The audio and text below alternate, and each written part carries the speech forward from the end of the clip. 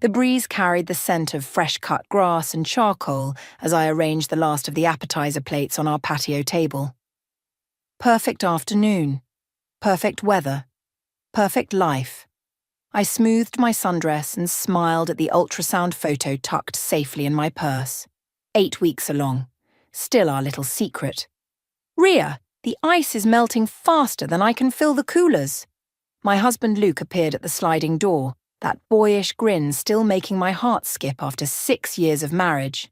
Coming, I called back, stealing one more moment to myself. This backyard, our backyard, with its maple trees and the hammock Luke hung last summer, had become my sanctuary. Today it would become something more, the place where we told our closest friends we were finally pregnant. After 3 years of trying, 2 miscarriages, and 1 round of IVF that drained our savings, this baby was our miracle. I pressed my hand against my still flat stomach, allowing myself to feel the fragile hope I'd been too scared to fully embrace. The doorbell chimed. Luke's footsteps crossed the living room, followed by excited voices. Malik's booming laugh, Michelle's melodic greeting. Our chosen family arriving for what they thought was just a summer barbecue. I gathered myself and headed inside, immediately swept into Malik's bear hug. There she is, the hostess with the mostest, he said, passing me a bottle of my favourite rosé. Non-alcoholic, he added with a wink. Michelle said you weren't drinking last time we had dinner. I shot Michelle a look of mock betrayal. Detective skills on point as always, Michelle shrugged, her curls bouncing. I notice things. Sue me. My phone buzzed, a text from my sister. Running late, traffic nightmare, save me food. I typed back, hurry Savannah, big news today. The doorbell rang again. Luke answered while I arranged Michelle's homemade cookies on a platter. Surprise! A familiar voice sang out. I froze, cookie midair. Carla. My best friend since college stood in my entryway, radiant in a floral maxi dress, her husband Jason awkwardly trailing behind. She wasn't supposed to be here. She was supposed to be in Chicago until next month. Carla, I managed, setting down the cookie before I crushed it. What are you? I couldn't miss summer barbecue season. She rushed toward me, enveloping me in a cloud of her signature perfume. We wrapped the project early and I thought, why not surprise everyone?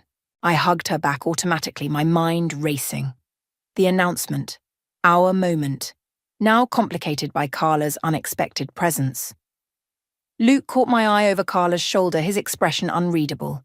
We'd planned this day so carefully. Intimate, just our closest local friends. Not Carla. Not yet. We'd planned to drive to Chicago next month to tell her in person. You should have told us, I said, pulling back. We would have picked you up from the airport. And ruin the surprise? She laughed, that infectious sound that always made everyone join in. Besides, Jason handled it. Right, babe? Jason nodded, looking as uncomfortable as I felt.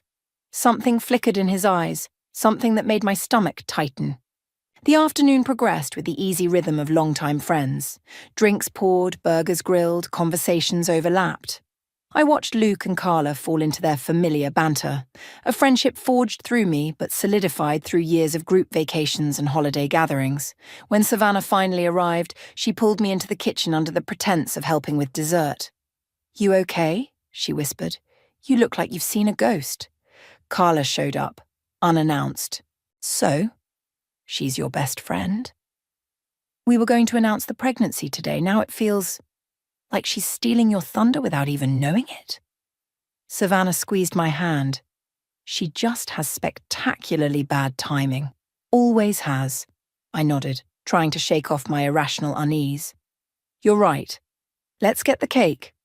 Back outside, Luke caught my eye and raised his eyebrows in question. I nodded slightly. It was time. He clinked his glass and conversations quieted. My heart pounded as he slipped his arm around my waist. Thanks for coming, everyone. Ria and I have some news we've been dying to share. I took a breath, ready for my line, when Carla suddenly stood up. Actually, she interrupted, Jason and I have an announcement too. The air seemed to still. Luke's arm tensed around me. We're pregnant, Carla beamed, pulling something from her purse. 8 weeks along. She held up an ultrasound image that looked eerily familiar. The same angle, the same date stamp, the same tiny blob that I'd been staring at for weeks. My ultrasound. The world tilted sideways. Voices congratulated her from what seemed like miles away. Luke's arm dropped from my waist. "Isn't it amazing?" Carla gushed, passing the image around. "Ria, you're going to be an auntie."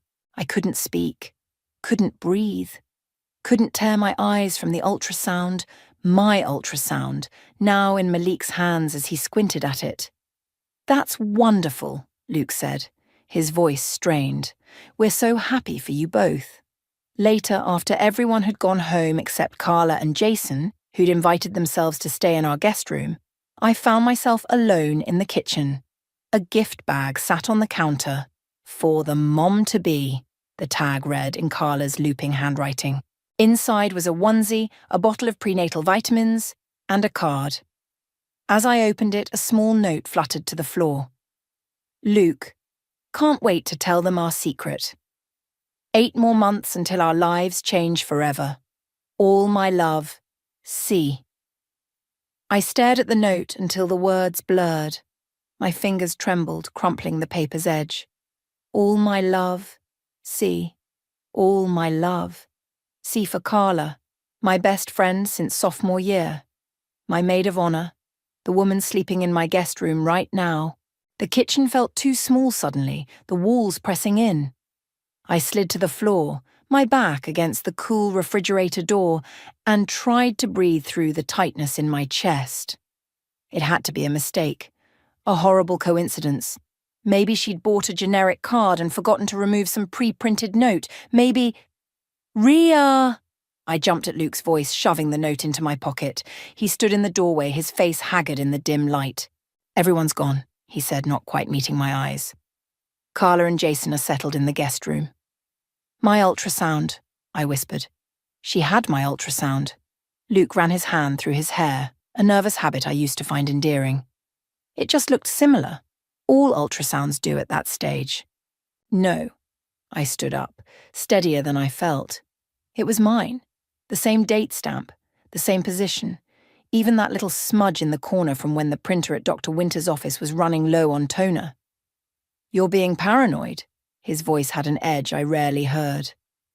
"It's been a long day, let's just go to bed." I studied his face, the face I'd woken up to for 6 years, the slight twitch at the corner of his mouth, the way his eyes darted away. "You knew she was coming," I said slowly. "You weren't surprised at all when she showed up. Don't be ridiculous." He turned away, opening the fridge and grabbing a beer. "I'm going to watch some TV. Come up when you're ready." I waited until I heard the bedroom door close before pulling out my phone and calling the one person who would understand. "Savannah, I need you to come over. Now." Holy shit. Savannah sat across from me at our kitchen table, the note between us like a live grenade. "Are you absolutely sure?" The ultrasound was mine. I pushed my cold tea away.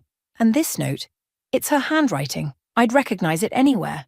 "But that would mean," Savannah trailed off, her face paling, "that my husband and my best friend are having an affair."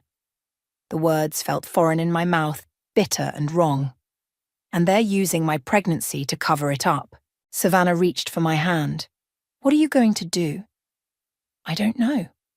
I stared at our joined hands. Part of me wants to march upstairs and confront them both. Another part is afraid of what I'll find out. "You need evidence," Savannah said firmly. "Real evidence, not just suspicions. If they're really having an affair." "They are?" The certainty in my voice surprised even me. "Then you need to be smart about this. Don't tip them off until you know exactly what's going on." I nodded, a strange calm settling over me. "You're right. I need to understand what I'm dealing with before I make a move." Savannah squeezed my hand. "You're not alone in this. I'm here, and we should tell Malik. He'll help too." "Not yet." I shook my head. "Just you for now. I can't have everyone looking at me with pity while I figure this out." After Savannah left, I crept upstairs, pausing outside the guest room. Silence. I continued to our bedroom where Luke lay sleeping, his back to my side of the bed. I stood watching him breathe, This stranger I'd married and felt something harden inside me. Whatever was happening, I would face it. But on my terms. Morning brought the artificial cheerfulness of people with secrets. Carla bustled around my kitchen making pancakes, chattering about her pregnancy symptoms. The nausea is the worst. Is it hitting you yet, Rhea? Oh! She clapped her hand over her mouth in mock horror. I totally stole your thunder yesterday, didn't I? You were going to announce something too? Luke froze by the coffee maker, his shoulders tensing. I forced a smile. Just a promotion at work. Nothing as exciting as a baby. The relief on both their faces made my stomach turn. We should celebrate anyway. Carla flipped a pancake with unnecessary flourish.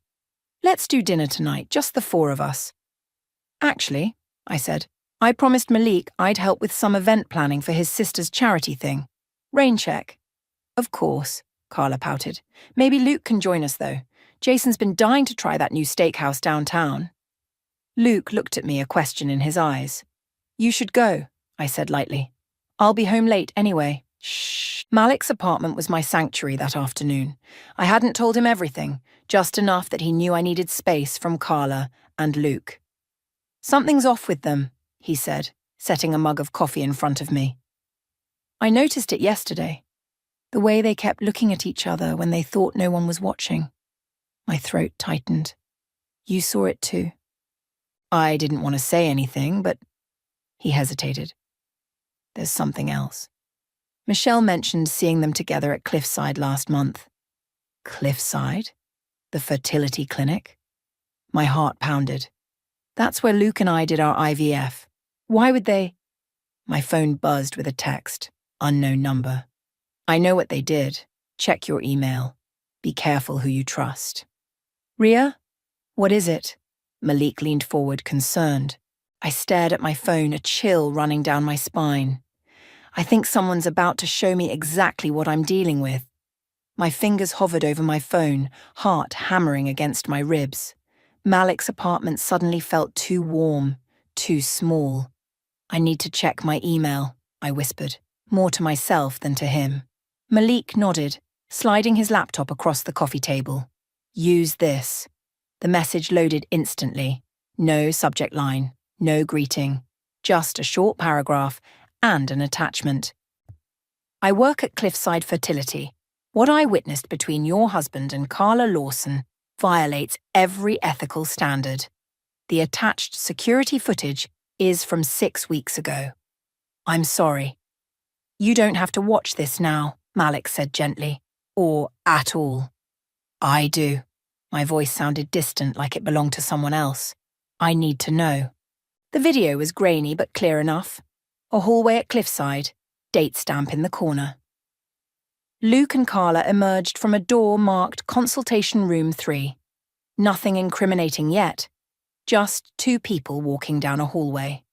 Then Luke pulled Carla into an alcove, out of view of the main corridor, their bodies pressed together. His hand cupped her face in a gesture so achingly familiar, it made me nauseous. They kissed, not a friendly peck, but the deep, hungry kiss of lovers. When they separated, Carla said something that made Luke laugh. He reached into his pocket and handed her something small. She looked at it, nodded, and tucked it into her purse. Then they walked out of frame, his hand resting possessively on the small of her back. I closed the laptop, my hands surprisingly steady. Rhea? Malik's voice was careful, concerned. 6 weeks ago. I stared at the closed laptop. That's when we found out the IVF worked. That's when I got my first ultrasound. Malik sat beside me, his presence solid and reassuring. What do you need right now? What did I need? The questions seemed impossibly complex and ridiculously simple at once. I need to understand what's happening. I stood up, suddenly restless. That clinic has all my medical information, my embryos. What were they doing there together? What did he give her? You think it might have been your ultrasound? Maybe. Or something worse. A horrible thought struck me. What if they're using my embryos somehow? What if her pregnancy is actually... I couldn't finish the sentence.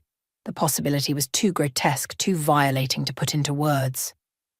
"Let's not jump to conclusions," Malik said, though his expression betrayed his own concern. "There might be an explanation." "Like what? They happen to be at my fertility clinic for completely innocent reasons?" Bitterness crept into my voice. "While having an affair? I'm just saying we need more information before you confront them."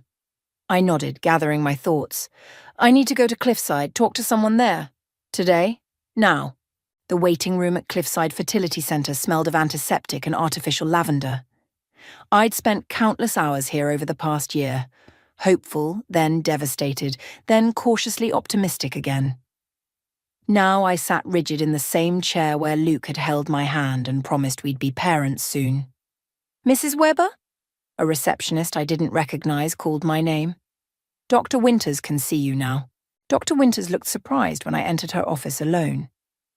"Ria, I wasn't expecting you until next week's checkup. Is everything all right with the pregnancy?" I sat down, choosing my words carefully. "I need to ask you something, and I need complete honesty." Her expression shifted to professional concern. "Of course. Has my husband been here without me? With another woman?"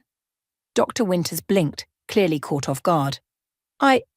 I'm not sure what you're asking." "I think you do." I pulled out my phone and placed it on her desk, the frozen image of Luke and Carla in the hallway visible on the screen. "This is from your security cameras, 6 weeks ago." She stared at the image, then at me, her professional demeanour cracking slightly. "Ria, patient confidentiality prevents me from—" "Don't." My voice shook with barely controlled anger. "My husband and my best friend were here together behind my back. I need to know why." Dr. Winters removed her glasses, rubbing the bridge of her nose. "I can only discuss your medical information with you." "Is she using my embryos?" The question burst out raw and desperate. "Is that even possible?" "Absolutely not." Her response was immediate, firm. "That would be illegal and completely unethical. We have strict protocols." "Then why were they here?" She hesitated, choosing her words carefully. "I can tell you that no one has accessed your embryos except for the procedure that resulted in your current pregnancy." Relief washed over me, followed quickly by renewed confusion. "Then what—" "Mrs. Webber," she interrupted gently, "I suggest you speak with your husband. That's all I can say." I left Cliffside with more questions than answers, my mind racing. If they weren't tampering with my embryos, what were they doing there? And what had Luke given Carla in that video? Outside, I leaned against a concrete pillar, trying to steady my breathing. My phone buzzed with a text from Luke. "Where are you?" "Carla and Jason want to take us to dinner." Another text followed immediately. "Also, have you seen my blue thumb drive?" "Can't find it anywhere." A thumb drive, small enough to fit in a pocket, easy to hand to someone in a hallway. My phone buzzed again, this time from the unknown number. "Check the financial records. Joint accounts. Look for transfers to Cliffside 6 months ago that don't match your treatment schedule." I stared at the message, a cold clarity settling over me. Whatever was happening went deeper than an affair. Much deeper. I texted Luke back. "Not feeling well. Staying at Savannah's tonight. Check the desk drawer for your drive." Then I called the one person who could help me access our financial records without tipping off Luke. "Michelle, it's Ria. I need your help with something. Something no one else can know about." Michelle's kitchen smelled of fresh coffee and cinnamon, a stark contrast to the ugliness we were about to uncover. As Malik's sister and an accountant, she had the skills I needed right now. "I brought everything I could find," I said, placing a folder on her counter. "Bank statements, investment accounts, tax returns from the last 2 years." Michelle nodded. "All business." "What exactly are we looking for?" "Payments to Cliffside Fertility that I don't know about, specifically around 6 months ago." She didn't ask why, and I was grateful. Malik must have filled her in on the basics. "Let me see." She opened her laptop and began sorting through the documents with practiced efficiency. "Your IVF treatments were expensive. Almost 50,000 altogether." Insurance covered some. But yes. I wrapped my hands around a mug of coffee I couldn't bring myself to drink. We had to take out a second mortgage. Michelle frowned, comparing two statements. There's something odd here. A wire transfer to Cliffside for $22,000 on February 12th. But your treatment schedule shows your last payment was in January. My stomach clenched. That's not mine. It came from your joint savings account. She turned the laptop so I could see. Luke authorized it. What could cost that much? We already paid for the embryo creation and storage. Michelle hesitated. There are other services fertility clinics offer. Egg donation, surrogacy arrangements. The implication hung in the air between us. Keep looking, I said, my voice tight. What else? She continued scrolling through statements. There's a pattern of cash withdrawals from your joint checking account. $2,000 every month for the past year, always on the 15th. I never noticed. Shame coloured my admission. Luke handles most of our finances. Don't blame yourself. Michelle's voice was gentle but firm. Financial infidelity is part of how people hide affairs. The word affair landed like a physical blow.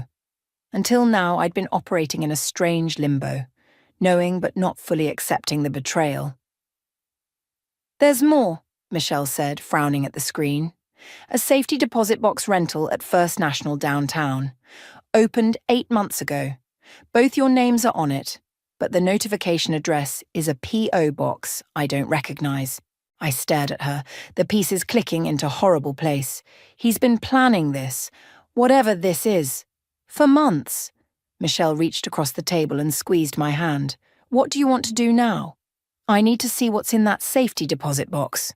The bank manager looked between Luke's driver's license in my hand and my face, his expression skeptical.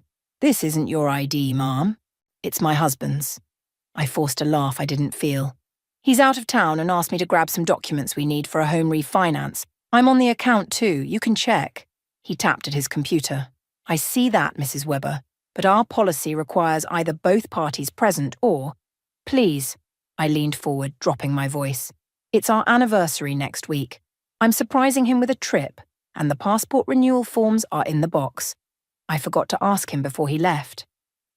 The manager's expression softened. Well, since you're on the account… Just this once. Minutes later, I sat alone in a small viewing room with the metal box before me. My hands trembled as I lifted the lid. Inside were documents in neat folders.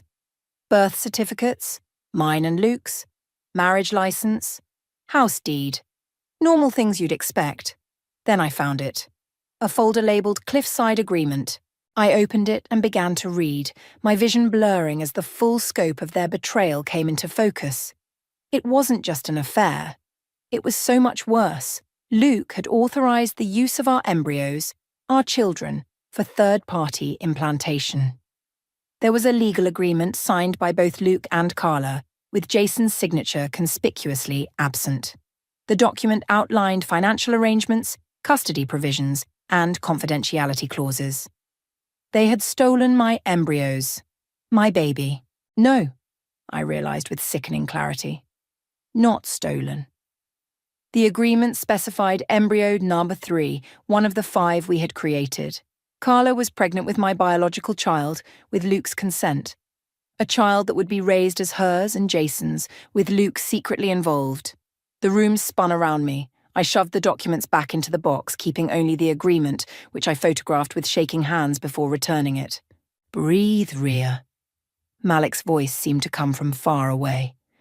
Just breathe. We sat in his car outside the bank, the air conditioning blasting against my clammy skin.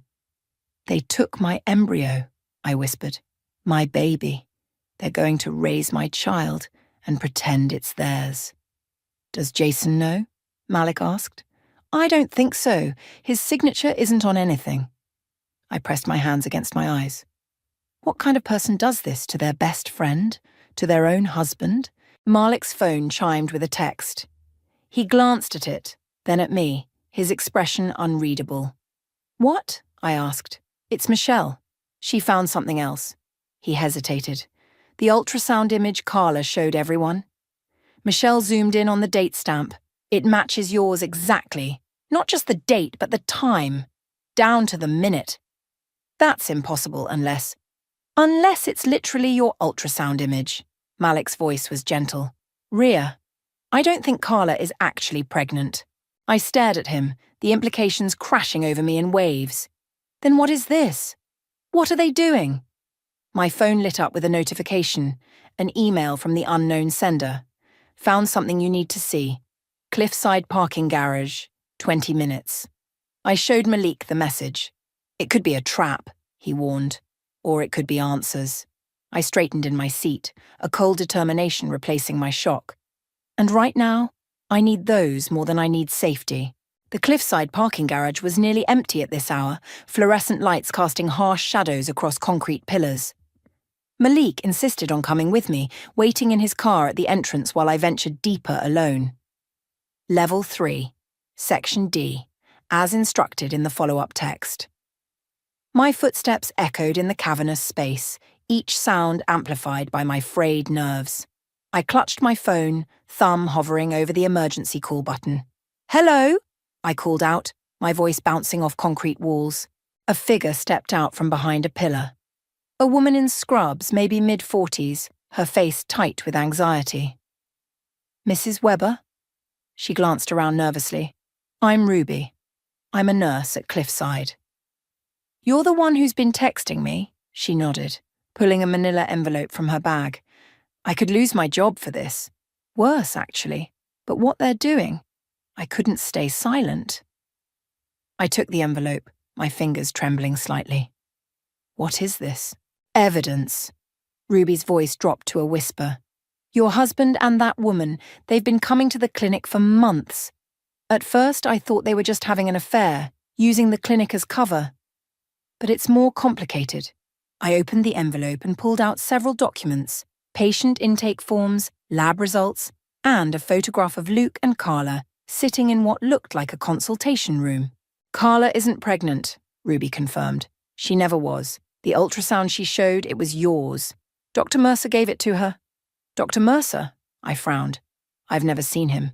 My doctor is Dr. Winters. He handles special cases. Ruby's expression darkened. Look at the lab results.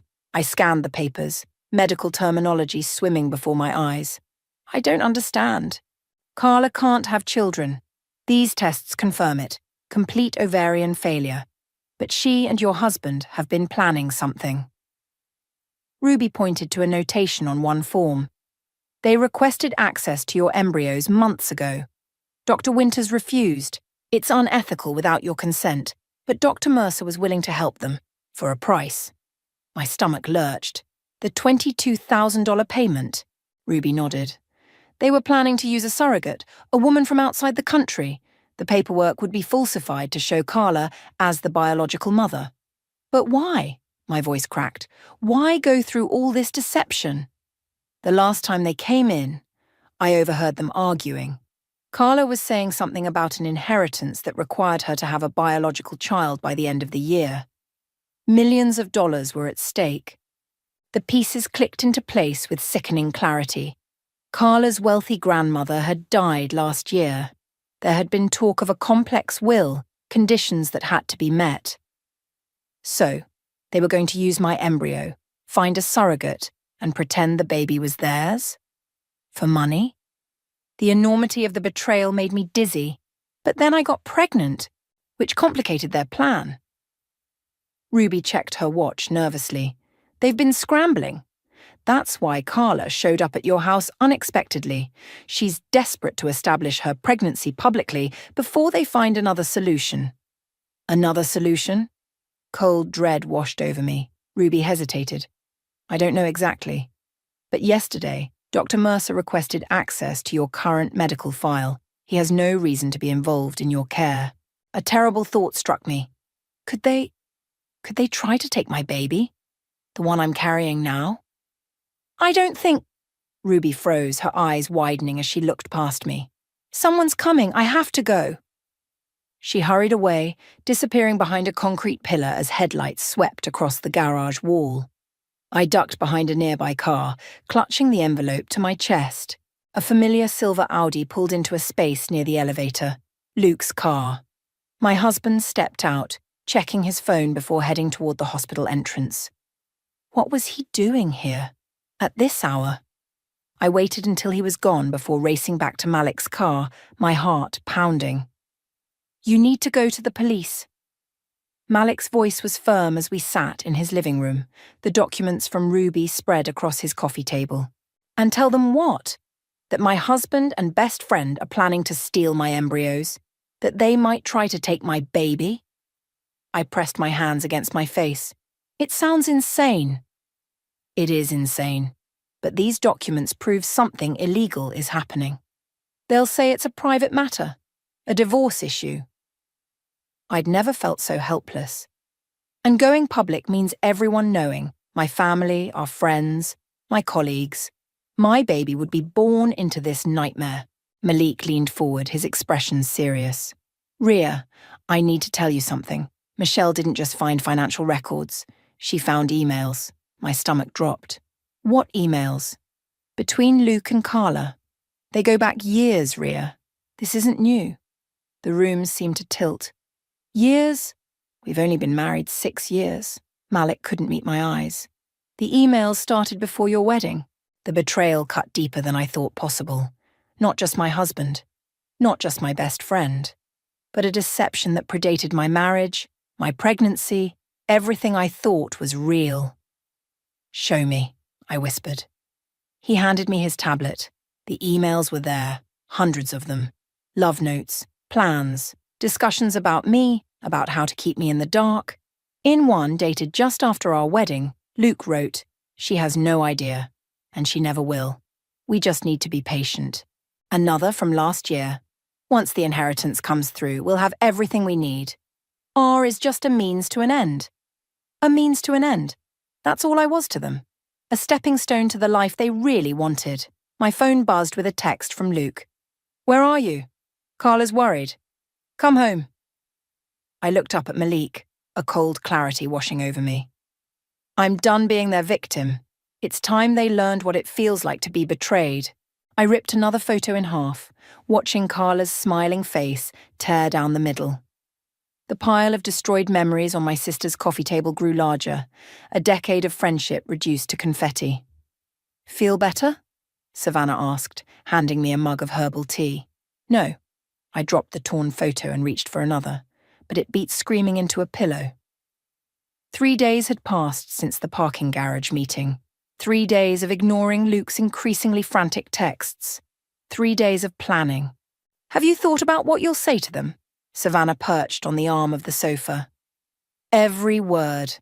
I set down the photos and pulled out my phone, scrolling to the document where I'd outlined my confrontation. I've rehearsed it 100 times.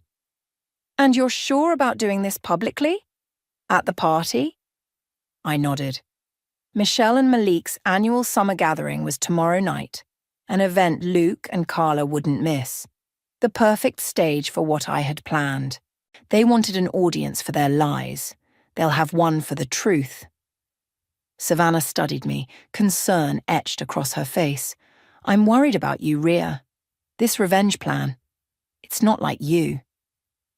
The old me died when I read those emails. I met her gaze steadily. The woman who trusted blindly, who made excuses for people who didn't deserve them, she's gone. I just don't want you to do something you'll regret. Regret? I laughed, a hollow sound that surprised even me. I regret every second I spent loving people who saw me as nothing but a means to an end. My phone buzzed with a text from Ruby. Dr. Mercer accessed your medical records again. Be careful. A chill ran through me. They're getting desperate. Savannah read the message over my shoulder. Maybe we should postpone the confrontation. If they're planning something. No. I stood up, suddenly restless. I need this to end. I need everyone to know what they did. At least talk to someone first. A professional. I started to argue, then stopped. Maybe she was right. The rage burning inside me was clouding my judgment, pushing me toward a public spectacle that might feel satisfying in the moment but could have consequences I wasn't considering. Fine. 1 session. Dr. Ruby Wolf's office was nothing like I expected. Warm colours, comfortable furniture, no clinical sterility. The woman herself matched the space. Gentle eyes behind stylish glasses, an air of calm attentiveness. "So you're the mysterious Ruby," I said as I sat down. "The nurse from the parking garage." She smiled slightly. "I'm a psychologist, not a nurse. I consult at Cliffside occasionally, which is how I became aware of your situation. I hope you'll forgive the deception. I needed to establish trust before revealing my full identity." I tensed. "How do I know you're not working with them?" "A fair question." She handed me a business card and gestured to her credentials on the wall. "You're welcome to verify my identity, but I assure you, my only interest is helping you navigate this trauma safely." I studied her, searching for signs of deception and finding none. "Why did you get involved? Why risk your career? Because what they're doing is wrong." Her voice carried quiet conviction. "And because I've seen the aftermath of betrayal like this before. Without proper support, it can destroy more than just the relationships involved." For the next hour, I poured out everything. The affair, the embryo theft scheme, the inheritance, my plans for public exposure. Ruby listened without judgment, asking occasional questions that cut to the heart of my emotions. When I finished, she was quiet for a moment. "Your anger is justified," she finally said. "The betrayal you've experienced is profound. But I'm concerned about your focus on public humiliation as the solution." "They deserve it," I insisted. "Perhaps. But is that what you need? Will exposing them this way bring you peace, or just momentary satisfaction followed by more pain?" Her words hit a nerve I hadn't acknowledged. "What's the alternative? Let them get away with it?" "There are ways to hold people accountable without sacrificing your own dignity in the process." Ruby leaned forward. "And ways to protect yourself and your child that don't involve public spectacle." "Like what?" "Legal action. Private confrontation with witnesses present. Documentation of everything before making any public statements." She held my gaze. "The question isn't whether they deserve exposure. It's whether turning your pain into a performance serves your healing." I left Ruby's office with my certainty shaken. The rage still burned, but her words had created space for something else. A small voice asking if there might be a better way. That voice fell silent when I checked my phone and found a voicemail from an unknown number. "Mrs. Weber, this is Dr. Mercer from Cliffside. I'm calling about some concerning test results from your last visit. Please come in tomorrow morning at 9 a.m. It's urgent we discuss your pregnancy." Cold fear replaced my anger. There were no concerning test results. My last checkup had been perfect. This was their next move, trying to get me alone at the clinic. I called Ruby immediately. "They're making their move," I said when she answered. "Dr. Mercer left a message about fake test results trying to lure me to the clinic." "Don't go," Ruby said firmly. "Whatever you do, don't go alone." "I won't?" A plan crystallized in my mind. But this changes things. They're escalating, which means I need to as well. "Ria, the party is tonight. Everything is ready." My resolve hardened. I'm done waiting for them to take more from me. It ends tonight. I hung up and texted Malik. "It's happening. Be ready with the projector." Michelle and Malik's backyard glowed with string lights, the summer evening perfect for their annual gathering. I stood at the edge of the patio, watching guests mingle while my heart hammered against my ribs. The weight of the USB drive in my pocket felt like a grenade with the pin halfway pulled. "They just arrived," Savannah murmured, appearing at my side with a glass of sparkling water. "Luke's looking for you." I took a slow sip, ice clinking against glass. Let him look. Across the yard, Luke moved through the crowd, his practiced smile not quite reaching his eyes. Carla trailed behind him, one hand resting on her still flat stomach, in the theatrical way she'd adopted since announcing her fake pregnancy. "Are you absolutely sure about this?" Savannah squeezed my arm. "It's not too late to handle it privately." For a moment, doubt crept in. Ruby's warnings echoed in my mind. Was I making a mistake? Would this public exposure heal anything, or just create more pain? Then I saw Luke spot me. Saw the relief wash over his face as he nudged Carla and pointed in my direction. saw them exchange a look of such calculated concern that it made my skin crawl. "I'm sure," I said, straightening my shoulders. "Some things deserve to be dragged into the light." Luke reached me first, pulling me into an embrace that once would have felt like coming home. Now his touch made my skin crawl. "Where have you been?" he whispered, his voice a perfect blend of worry and relief. "I've been texting you for days." I stepped back, maintaining a smile for anyone watching. I needed some space to think. "You could have told me that." His eyes darted to my stomach. "I was worried about the baby." "Were you?" I kept my voice light. "That's touching." Carla joined us, her face a mask of friendly concern. "Ria, we've been so worried. Are you feeling better?" The audacity of her performance, standing there pretending to care while plotting to steal my child, made something snap inside me. All doubts vanished. "Much better," I said. "In fact, I have an announcement to make tonight." Alarm flashed in Luke's eyes. "An announcement? What kind of announcement?" "You'll see." I nodded toward Malik, who was setting up a projector against the back wall of the house. "It's almost time." Luke grabbed my wrist, his fingers digging in slightly. "Ria, whatever you're thinking, let go of me." My voice was steel. "Unless you want to make a scene right now," he released me, glancing nervously at the other guests. "Can we talk privately, please?" "We're past that point." I stepped away, moving toward the makeshift stage where Malik had finished setting up. "Excuse me, I need to get ready." Michelle clinked a glass, calling for everyone's attention. The crowd of 30 or so friends quieted, turning toward her. "Thanks for coming, everyone," she said brightly. "Before dinner, Ria has something she'd like to share with us all." My moment had arrived. I walked to the front, the USB drive now in my hand. Malik gave me a supportive nod as I handed it to him. "Thank you all for coming tonight," I began, my voice steadier than I expected. "Many of you know that Luke and I have been trying to start a family for years." Murmurs of sympathy and encouragement rippled through the crowd. I caught sight of Luke and Carla at the back, their faces frozen in identical masks of dread. "What you don't know is that we succeeded. I'm pregnant." I placed a hand on my stomach, reclaiming this moment that had been stolen from me. 8 weeks along. Confusion spread through the gathering. Several people glanced between me and Carla, who had also claimed to be 8 weeks pregnant. I'm sharing this now because the journey to this pregnancy has been complicated by betrayal. I nodded to Malik, who started the projection. And I believe the truth deserves to be heard. The first image appeared on the wall. The security footage of Luke and Carla kissing at the fertility clinic. Gasps rippled through the crowd.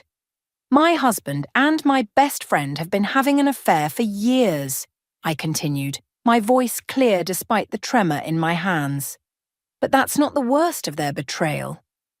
The next slide showed the embryo transfer agreement with Luke and Carla's signatures.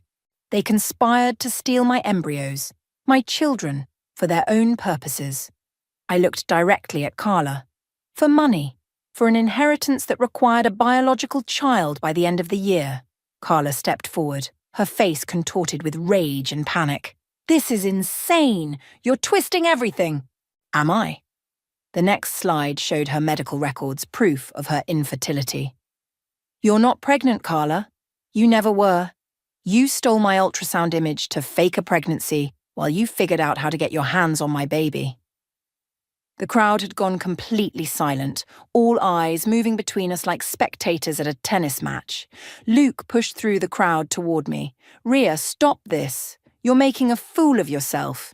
"No, Luke, I'm finally seeing clearly." I clicked to the final slide, their emails displayed in damning detail. "You wrote that I was just a means to an end. Well, the end has come, but not the one you planned." I turned back to the stunned audience. I wanted you all to know the truth.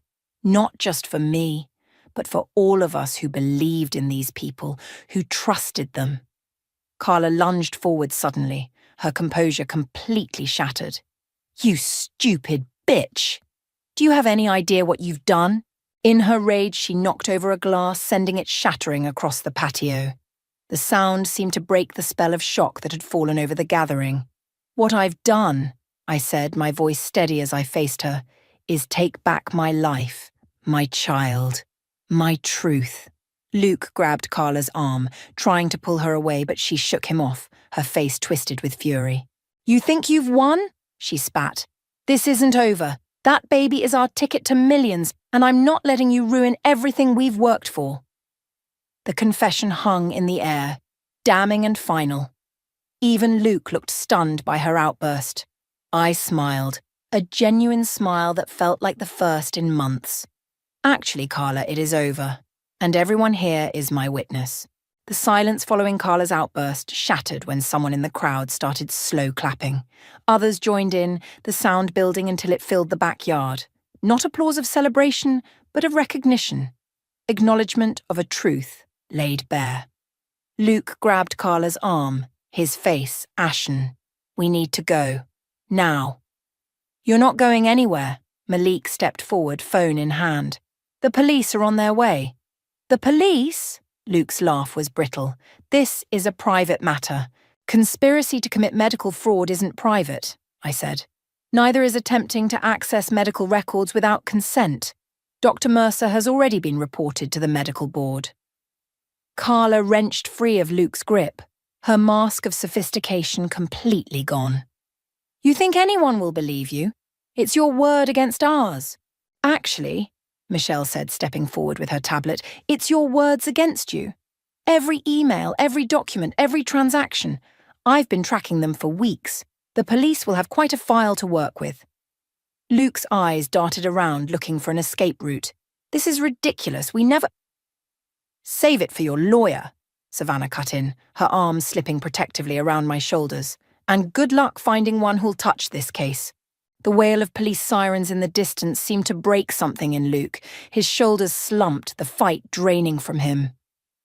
"Carla, let's just go," he muttered. "We can explain everything later." "Go where?" she hissed. "It's over, Luke. She's ruined everything." I watched them, these strangers wearing the faces of people I'd loved, and felt a strange calm settle over me. "You ruined it yourselves. I just refused to be your victim." 2 police officers arrived, directed to us by a grim-faced Michelle. The formality of statements and explanations created a surreal bubble around the confrontation. Guests drifted away from the spectacle, gathering in shocked clusters across the yard. As the police led Luke and Carla toward separate patrol cars, Luke looked back at me one last time. "Rhea, please. We can work this out." I met his gaze steadily. "We already have." The gathering dispersed quickly after the police left. Only our closest friends remained, helping Michelle and Malik clean up the abandoned party. I sat on the porch swing, watching fireflies blink in the gathering darkness. The adrenaline that had carried me through the confrontation was fading, leaving exhaustion in its wake. Malik brought me a cup of tea, settling beside me on the swing. "You okay?" "I don't know what I am," I admitted. Relieved, devastated, numb. All of the above sounds about right. We sat in comfortable silence, the gentle creaking of the swing punctuating the night sounds. "What happens now?" he finally asked. "Legally? Their lawyers will try to make deals. There will be divorce proceedings, possibly criminal charges depending on what else the investigation uncovers." I sipped my tea. "Personally, I have no idea. You could stay with us for a while. Michelle already made up the guest room." I smiled, genuinely touched. "Thank you, but I think I need to go home tonight." "Home? Are you sure?" "It's still my house, my life." I placed a hand on my stomach. "Our home. I won't let them take anything else from me." The house was eerily quiet when I unlocked the door. I moved through the rooms, turning on lights, reclaiming the space that had been poisoned by betrayal. In the study, Luke's desk drawer stood partially open. He'd left in too much of a hurry to close it properly. Inside was a small velvet box I didn't recognize. Curious, I opened it. Not jewelry as I'd expected, but a small silver key. Attached was a tag with an address in Cliffside, a storage facility. My phone buzzed with a text from an unknown number. There's more you don't know. Storage Unit 227. The key is in his desk. Ruby. It had to be. The storage facility was well lit despite the late hour. Unit 227 was at the end of a long row of identical metal doors. The key turned smoothly in the lock. Inside, neatly organized shelves held dozens of file boxes, each labeled with a woman's name and a date. With growing horror, I realized what I was looking at: Luke and Carla's previous victims. Women they'd manipulated, scammed, betrayed. Financial records, photographs, personal information, all meticulously documented. Some boxes contained legal documents showing property transfers, investment accounts, insurance policies. And there, on a shelf by itself, a box labelled RIA in Carla's handwriting. I opened it with trembling hands. Inside was a detailed plan spanning years, from the day we met through a projected accident that would leave Luke in control of my assets and our child. Photos of me at various events, unaware I was being documented. A timeline of my fertility treatments. A copy of my will. They hadn't just betrayed me. They'd selected me, targeted me, for a long con that was supposed to end with something far worse than heartbreak. My phone rang. Savannah worried about where I'd gone. As I explained, her shock mirrored my own. "Come to my place," she insisted. "You shouldn't be alone with this." "I'm not alone anymore," I said, a strange calm settling over me as I looked at the evidence of their elaborate scheme. "And neither are there other victims." I closed the box, my decision made. These women deserved to know the truth just as I had, and I would make sure they learned it. The weight of betrayal would always be part of my story, but it wouldn't be the end of it. Not for me, not for my child, and not for the others who had been manipulated by the people I once trusted most. I placed a protective hand over my stomach, feeling stronger than I had in months. "We're going to be okay," I whispered to my baby, "and we're going to make sure they never hurt anyone else again."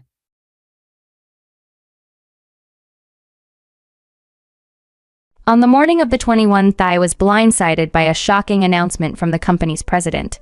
I was being let go effective immediately to make room for his daughter.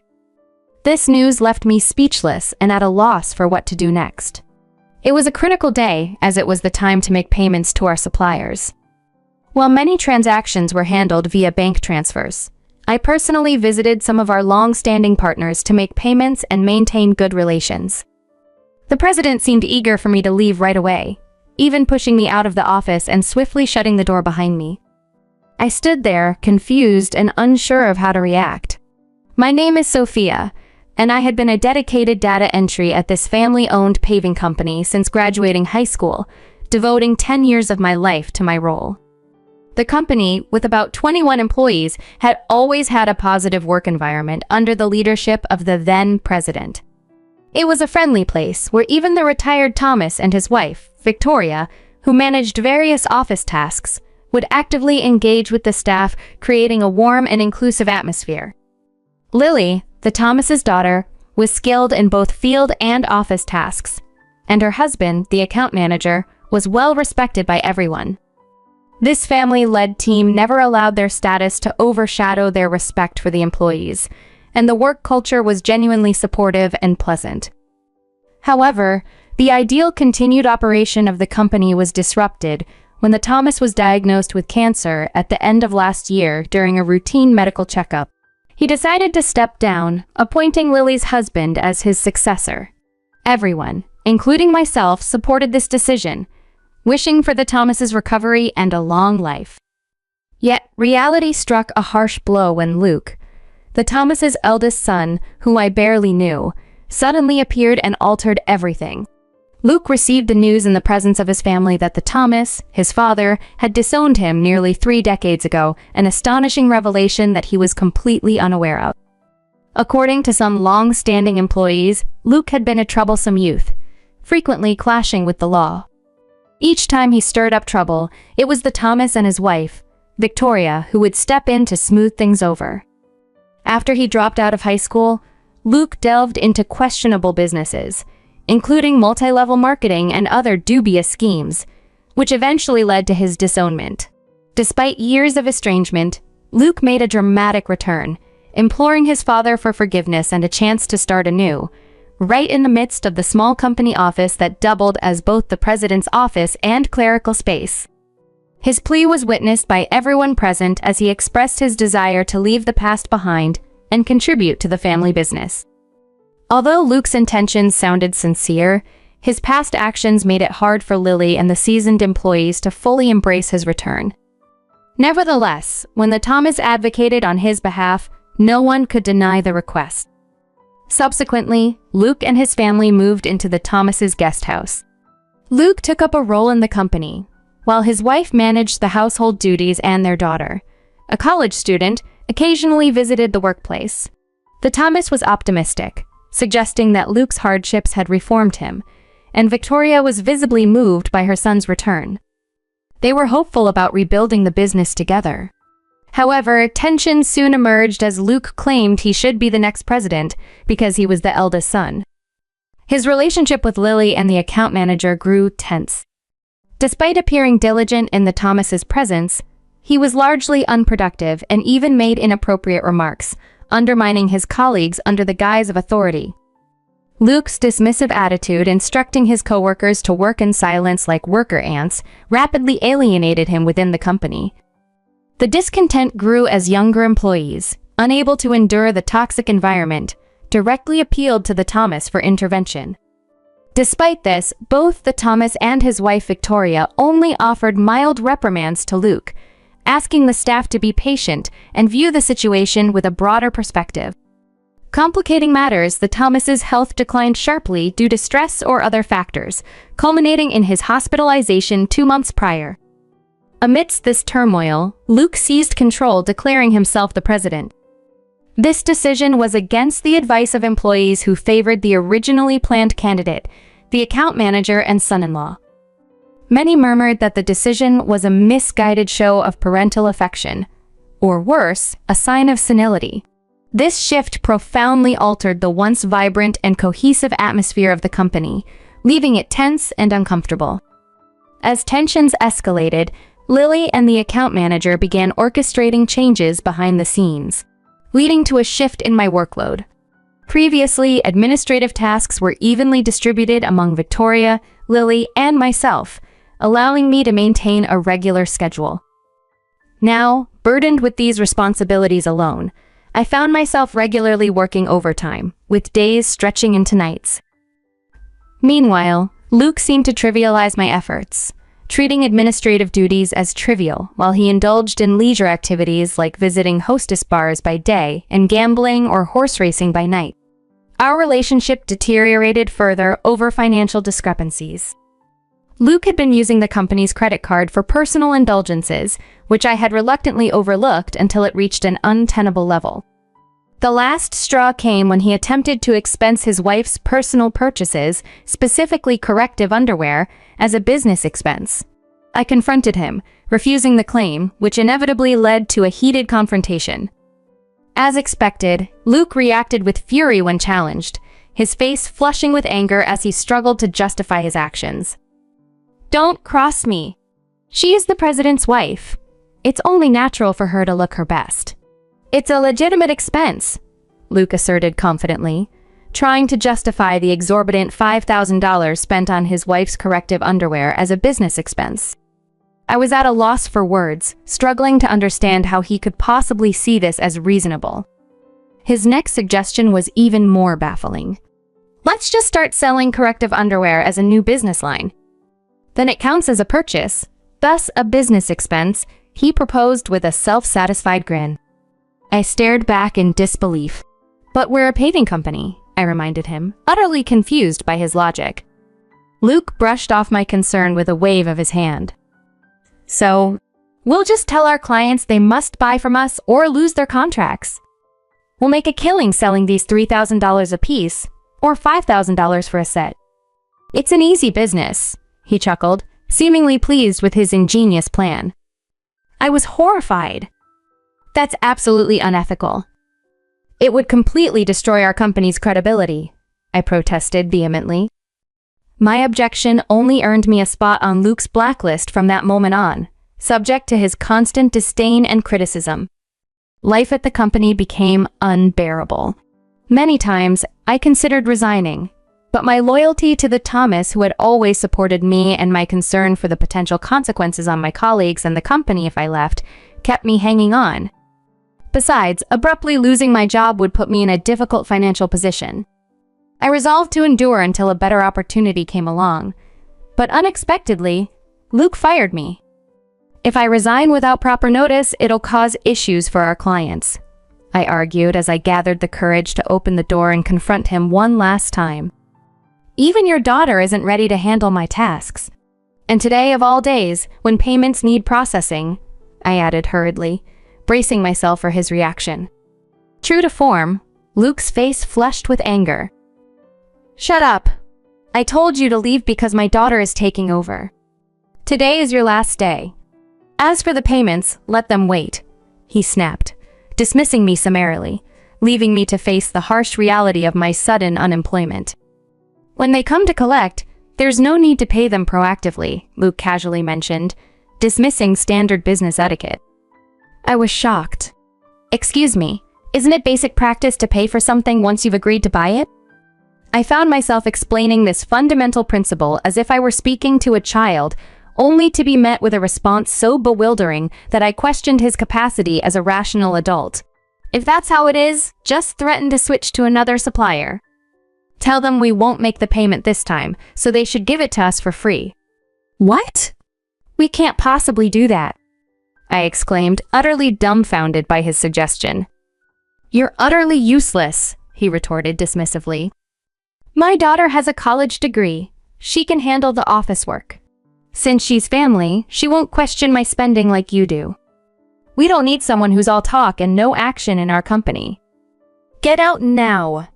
In essence, Luke was planning to manipulate the accounting by having his daughter oversee it, thus writing off his personal expenditures as business expenses under the guise of administrative decisions.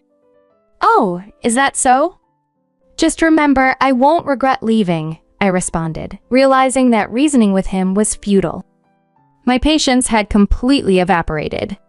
I quickly gathered my personal items and left the office for the last time, but I still felt a strong concern for our clients. I immediately called Lily.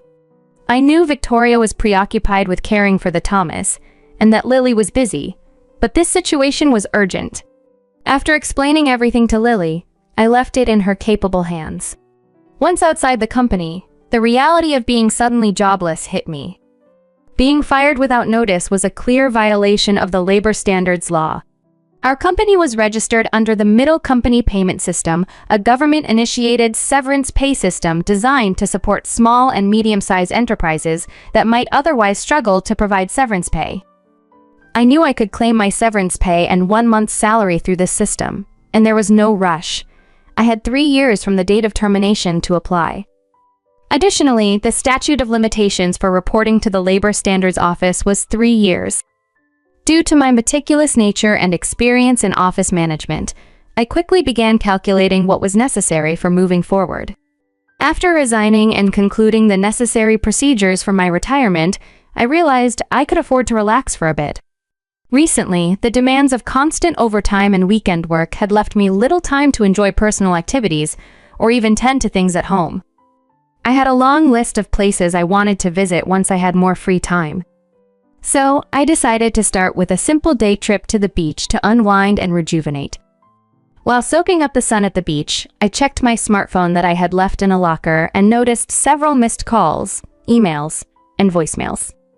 Among the emails was a reassuring message from Lily, indicating that the payment issues had been smoothly handled and everything was prepared. I felt a twinge of relief and guilt. Even though Luke had abruptly fired me, I still felt responsible for my former duties. Next, I played a voicemail from the company, which featured Luke's panicked voice. Hey, what's going on? You're claiming I'm not the real president? Did you know this? Explain yourself properly. His tone conveyed confusion and frustration. I couldn't help but smirk at his evident disarray.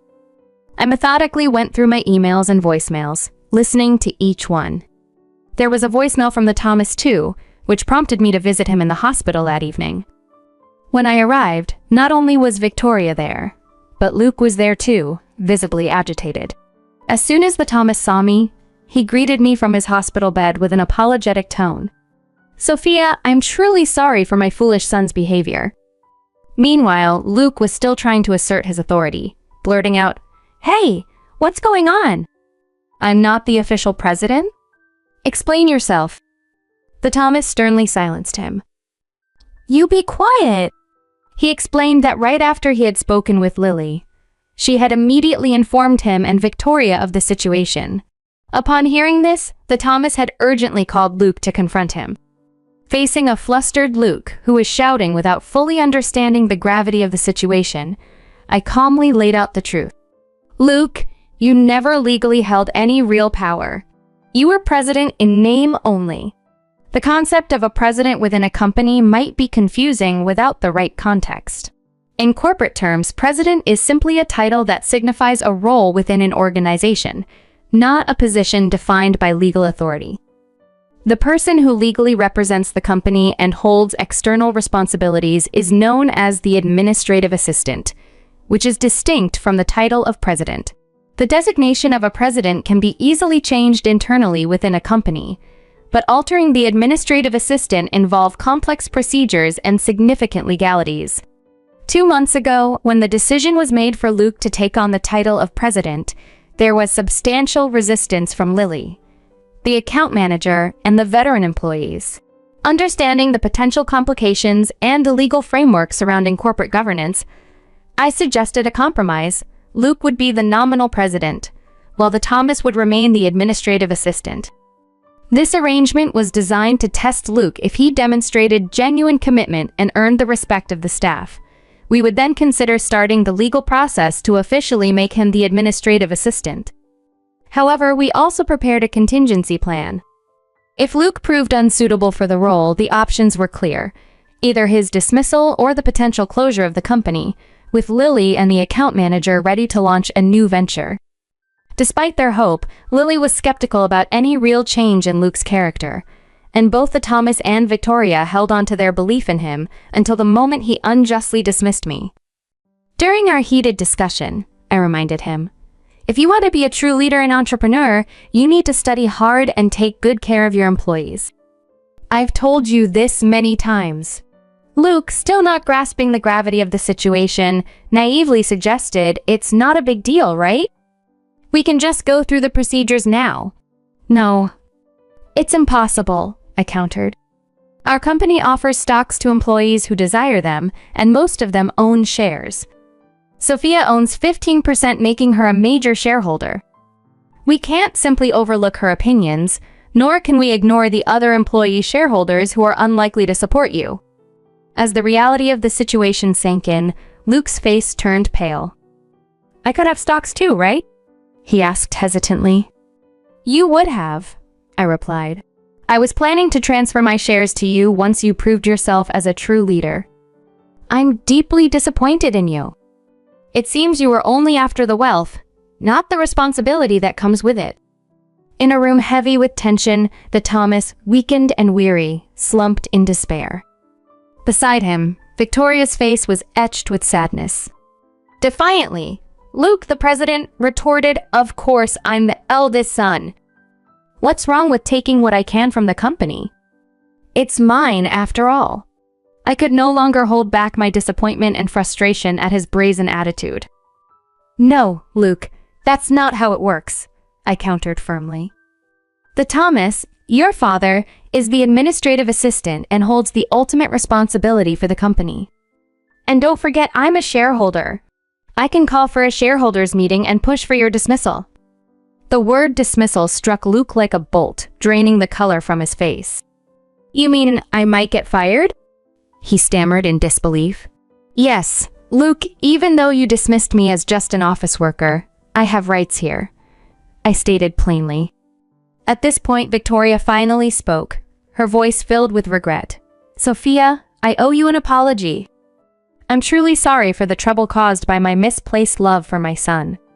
Please tell us what you would like to do." I looked Luke straight in the eyes. I can no longer work under you. I'm resigning effective immediately. However, I expect my severance pay and 1 month's salary, including compensation for all the unpaid overtime and holiday work.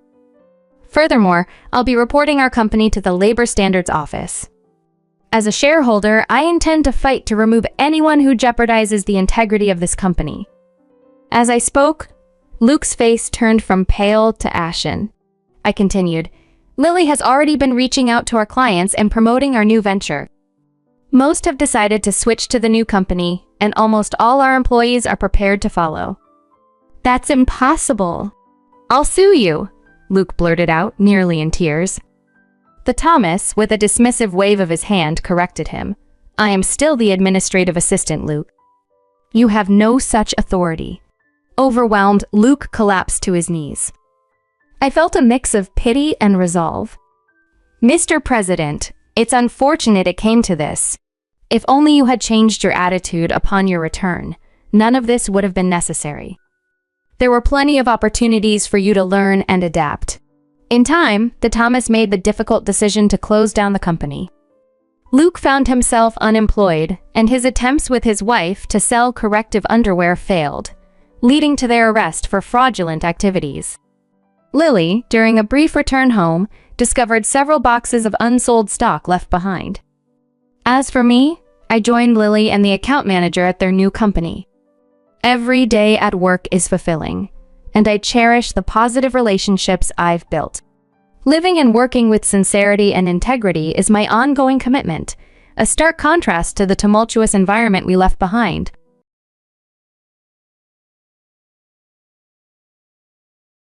Became more intrigued by my perspective on business and my adeptness at managing finances.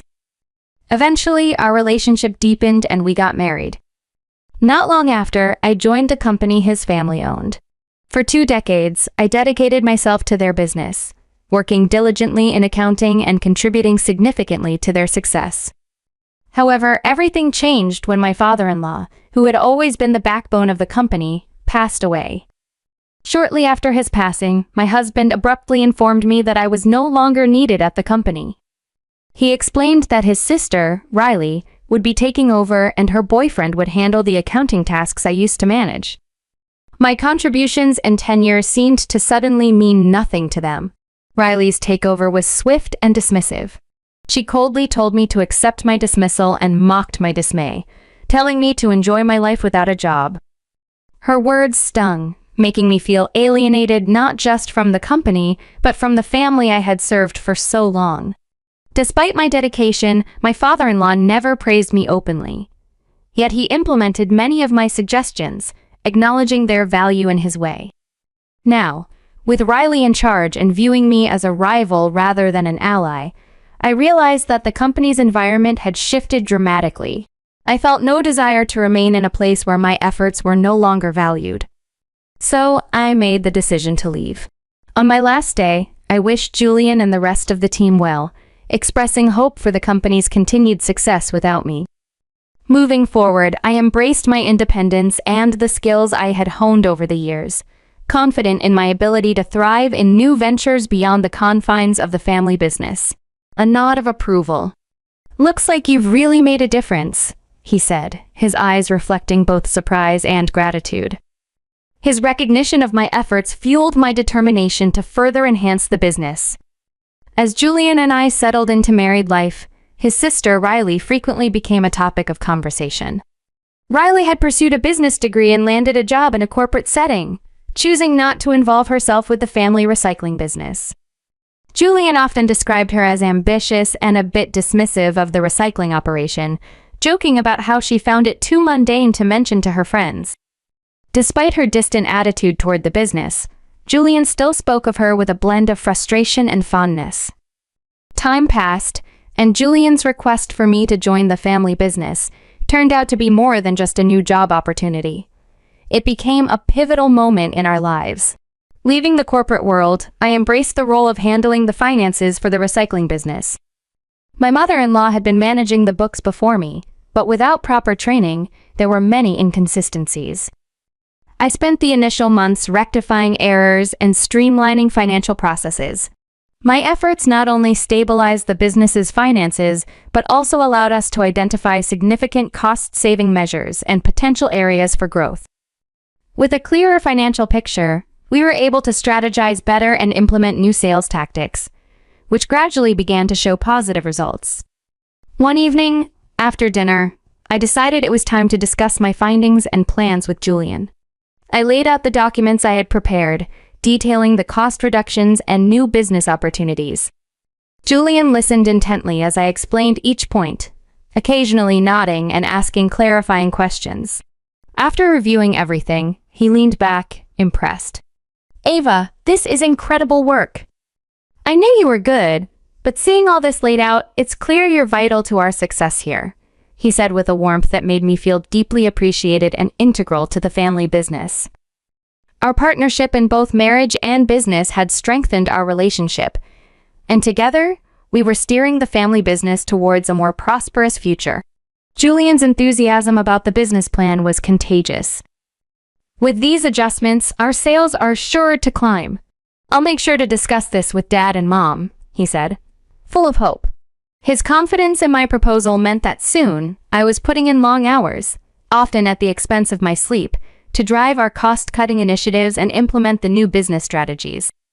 This hard work paid off. As our company's performance began to improve, we were able to expand our team, hiring new staff to support our growth. The local community started to take note of the thriving business, and I made it a point to engage with them actively. Our company wasn't just a business, it became a vital part of the community. Years flew by, and before I knew it, 3 decades had passed since I first started working at the company.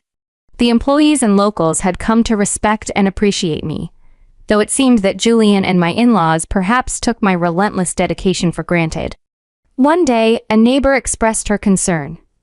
"Ava, dear, aren't you working a bit too hard? Are you managing to take enough breaks?" Julian, overhearing the conversation, just chuckled dismissively. "No, she loves her work.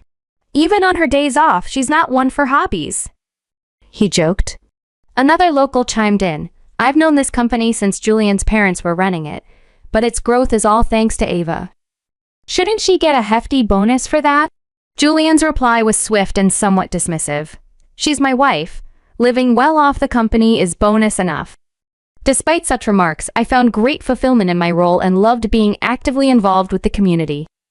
The lack of personal time or financial rewards didn't bother me much. However, what did start to concern me was Julian's increasing number of late nights out.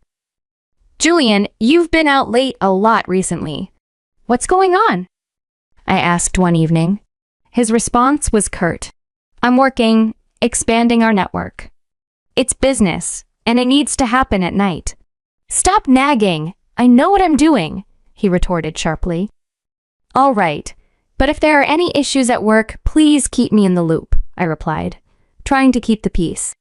Julian's distance grew, both at home and within our business dealings.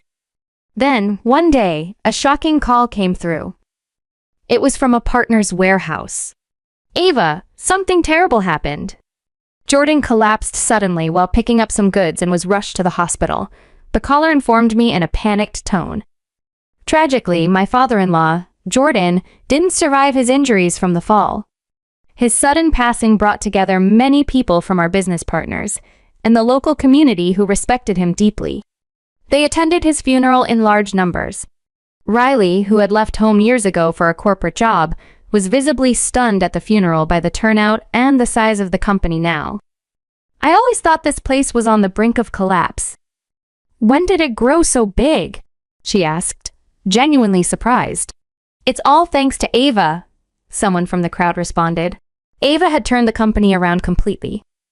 Her strategic changes increased the profit margins and expanded the overall business. As the profits climbed, she advocated for these gains to be shared with the employees, which significantly boosted everyone's morale. Witnessing Ava's dedication and hard work inspired the entire staff to elevate their own efforts. Despite these improvements, Riley seemed to struggle with the positive attention Ava was receiving. It bothered her that the employees praised Ava's leadership instead of acknowledging her presence. Whenever Riley encountered Ava around the office, She treated her condescendingly, as if Ava were beneath her. "One particularly hot day," Riley snapped. "Ava, I'm a bit thirsty. Could you get me a cold drink?" When Ava politely offered to make tea, Riley retorted, "I said I want something cold." You might not understand, given your background in a smaller setting, but in larger companies, a boss's command is law. But remember, I'm not your boss, so stop splitting hairs. In our family hierarchy, I rank above you. After the funeral of the company's founder, Riley quickly seized the moment to assert her position within the family. She summoned Julian and their mother for a private meeting.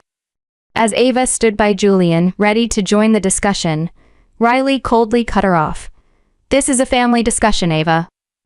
You're not welcome." Stunned, Ava watched as Riley led Julian and her mother into another room. An hour later, Julian emerged and nonchalantly informed Ava, "I've decided to hand over the company to my sister." It appeared that the family discussion had centered around the succession of the company's leadership. Julian, lacking the assertiveness needed to lead, and their mother, unwilling to be in the limelight, seemed relieved when Riley volunteered to take over as CEO. Confused and somewhat concerned, Ava remarked, "But Riley has never really been involved with the company. Is that really okay?" Julian's response was dismissive. "Stay out of family matters." "I'm family too, you know?" Ava was left feeling alienated and sidelined, despite her years of dedication and significant contributions to the company's success. Her relationship with the family and her role in the business had reached a critical turning point. Again, maybe we could see a turnaround. After 20 years of unwavering dedication to the company, it was shocking to hear, "You're no longer an employee." My confusion was clear as I responded, "What do you mean I'm fired?" "It's decided. Even with Riley taking over, her boyfriend will handle the accounting. We don't need your services anymore," was the blunt explanation I received. The disbelief was overwhelming. "This is unbelievable. You should know your place," they added insultingly. "Enjoy your unemployed life." When Riley returned to take the helm, my decades of hard work and commitment were dismissed as if they meant nothing. My position was abruptly stripped from me, rendering all my efforts seemingly pointless. Though my father-in-law had never been one to openly give praise, he always valued my input for the betterment of the company. But with Riley, who regarded me more as a rival than an ally, I knew such acknowledgments and opportunities were over. Detached and disillusioned, I decided it was time to move on. "Good luck with the business," I said, severing my ties with the company and focusing on my life at home. However, a few months into my new life, an unexpected visit from Catherine and Julian brought old tensions to the surface. "What's going on?" Riley demanded, her tone accusatory. "Ever since you left, our company's performance has deteriorated. You didn't transition things properly, did you?" "I did what was required for a handover." "Why do you think the performance dropped?" I retorted, frustrated by the baseless accusation. "Have you been monitoring the monthly expenses? You have to properly balance the revenue against expenses, or else you'll end up in the red," I reminded them. "I've been doing that. I studied management, unlike you. Isn't the real issue the way the business is being run?" Riley snapped back, defensive and clearly in over her head. Despite the heated exchange, I remained silent, not wanting to escalate the situation further. Seeing this, Julian tried to mediate. "Ava must be getting bored just staying at home. Maybe if she helps out at the company again, we could see some improvements." Their visit, although filled with tension, highlighted the struggles they faced without my expertise. It was clear that the company's success had been closely tied to my efforts, a fact that was now becoming apparent even to my critics. Despite their desperate need for my return as the business floundered, Julian offered me an allowance to come back. This sudden change in attitude after they had unceremoniously pushed me out only fueled my resolve to stay away. I declined. "I have no desire to return to the company," I firmly stated. At my refusal, Riley's temper flared. "How can you refuse like this when you're just a full-time housewife? Don't you care about our family's business? It seems you're the one who doesn't truly care about the company," I countered calmly. "Aren't you the same person who once dismissed the business as plain and boring?" You only assumed leadership because the title of female CEO seemed appealing, a status symbol to flaunt. Her face reddened. Don't be so presumptuous. What are you basing these accusations on? Jackson told me during the handover, I replied, referring to her boyfriend. Regardless of your reasons, claiming you saved the company doesn't hold up, especially considering the current downturn under your leadership. Riley scoffed, dismissing my points. What do you mean? While you're at home, what could you possibly know about running a company? Actually, I hear quite a bit from the regular customers in the neighborhood, I explained. They've seen you and Jackson out shopping and even traveling during work hours. That was for business trips, she quickly retorted. In all my 20 years at the company, I never once needed a business trip as an excuse to meet with clients, I pointed out skeptically. Can you specifically tell me which clients required such meetings? Why should I disclose details to you? You're no longer with us, she snapped. During the handover, Jackson bragged about how he could travel and shop on the company's dime. Now that his girlfriend is the CEO, I continued, undeterred by her defensiveness. Riley's expression twisted in anger. Jackson, he talks too much, I concluded firmly. Employees won't respect a CEO who appoints her boyfriend as the financial analyst and then misuses the company's funds for personal leisure. Leadership like that won't sustain a company or earn the trust of its people. The confrontation laid bare the mismanagement and personal agendas that had infiltrated the company's leadership, making it clear why they were in dire straits without the discipline and care I had provided. The evidence gathered by the detective. Julian's face crumpled in disbelief as he processed the information. Isn't the issue here with the actions of you and your boyfriend? I had previously challenged Riley, my words causing her to falter under the scrutiny. Is this true, Riley? If so, that's embezzlement, Julian had asked her, disbelief etching his features. It's not true. She's making it up, Riley had protested, but her pale face and wavering voice betrayed her anxiety. Then let's audit the financial records, I suggested confidently. Jackson, with his limited accounting knowledge, would unlikely be capable of concealing any financial misconduct effectively. I'm certain there's evidence of misuse. At this point, Riley's composure had crumbled, and Julian, seeing her reaction, grew furious. Making you the CEO was a mistake. I'll inform Mother about this and have you dismissed. No, I'm sorry. I was wrong. Please forgive me, Riley had pleaded before leaving the room in disgrace. With Riley gone, Julian turned to me, his expression one of desperation. Ava, we need your help to save the company. Please, come back. Like I said before, I have no intention of returning, I reiterated firmly. And no, we are no longer married, I added, presenting him with the divorce papers. What are you saying? If you divorce without returning to work, you'll be the one facing trouble. How do you plan to live? He blustered, his voice tinged with panic. Don't worry about me, I replied coolly, showing him the employment notification from the major company I had previously worked for. After being dismissed, I reached out to a former colleague who has since moved to HR. She remembered my work and advocated for my re-employment. But we don't need to divorce, Julian protested weakly. There's a reason for the divorce, I stated clearly, cutting off any further objections. I've been concerned about your late nights out even before your father passed away. So, I hired a detective agency to investigate over the past few months. Here's the evidence of your affairs. Handing him the dossier, I watched as the realization sank in.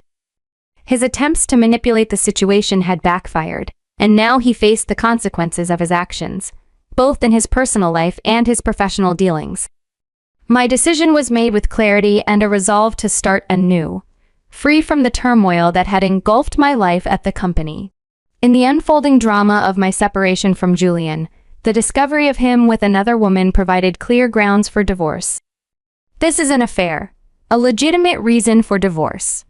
I'll be seeking alimony, I declared, holding the photograph that captured his indiscretion. Confronted with undeniable evidence, Julian had no recourse but to acquiesce to my terms. He signed both the divorce papers and the alimony agreement without further argument. With these documents secured, I packed my belongings and left our shared home behind, closing a painful chapter of my life. In the aftermath, Julian's and his mother's decision to dismiss Riley from her CEO position came swiftly. They also terminated Jackson, with Julian's mother reassuming her role in accounting, despite her lack of expertise. Riley, now ousted and burdened by her unrealistic expectations, struggled to secure a new full-time position. She eventually settled for a part-time job, becoming somewhat of a joke among her former circle of friends. Her relationship deteriorated further when her boyfriend left her for another woman soon after she lost her prominent status and income. Meanwhile, Julian assumed the presidency of the company, but his lack of leadership skills, coupled with his mother's inadequate accounting knowledge, led to a steady decline in the company's performance. Valuable employees left, and the business spiraled towards bankruptcy. The financial strain overwhelmed Julian and his mother, sinking them into deep debt. Julian's mistress vanished as soon as she learned of his financial ruin. Julian, who had never held a job outside the family business, found himself scrambling to find part-time work to manage the mounting debts. He also had to care for his aging mother, who was unable to work, further compounding his difficulties. On the other hand, I thrived after returning to the major company where I had previously worked. My old colleagues welcomed me back warmly, appreciating the skills and dedication I brought with me. My efforts were recognized and rewarded, affirming that my worth was truly acknowledged in a professional environment that valued my contributions. As I settled into my role, the appreciation of my colleagues reminded me daily that the best place for me was indeed where I was needed and valued. This reaffirmation inspired me to dedicate myself anew, aiming to exceed the expectations of those around me and continue proving my worth in a setting that respected my capabilities.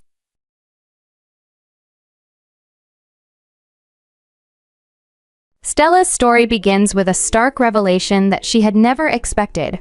Her in-laws, with whom she had always shared a cordial relationship, decided to evict her from their home.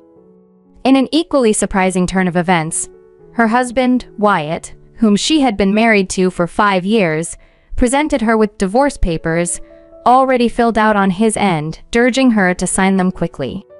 Despite the shock and hurt, Stella saw this as an unexpected opportunity to reshape her life. At 29, Stella was a dedicated housewife with no children, having spent her years solely with Wyatt since their marriage.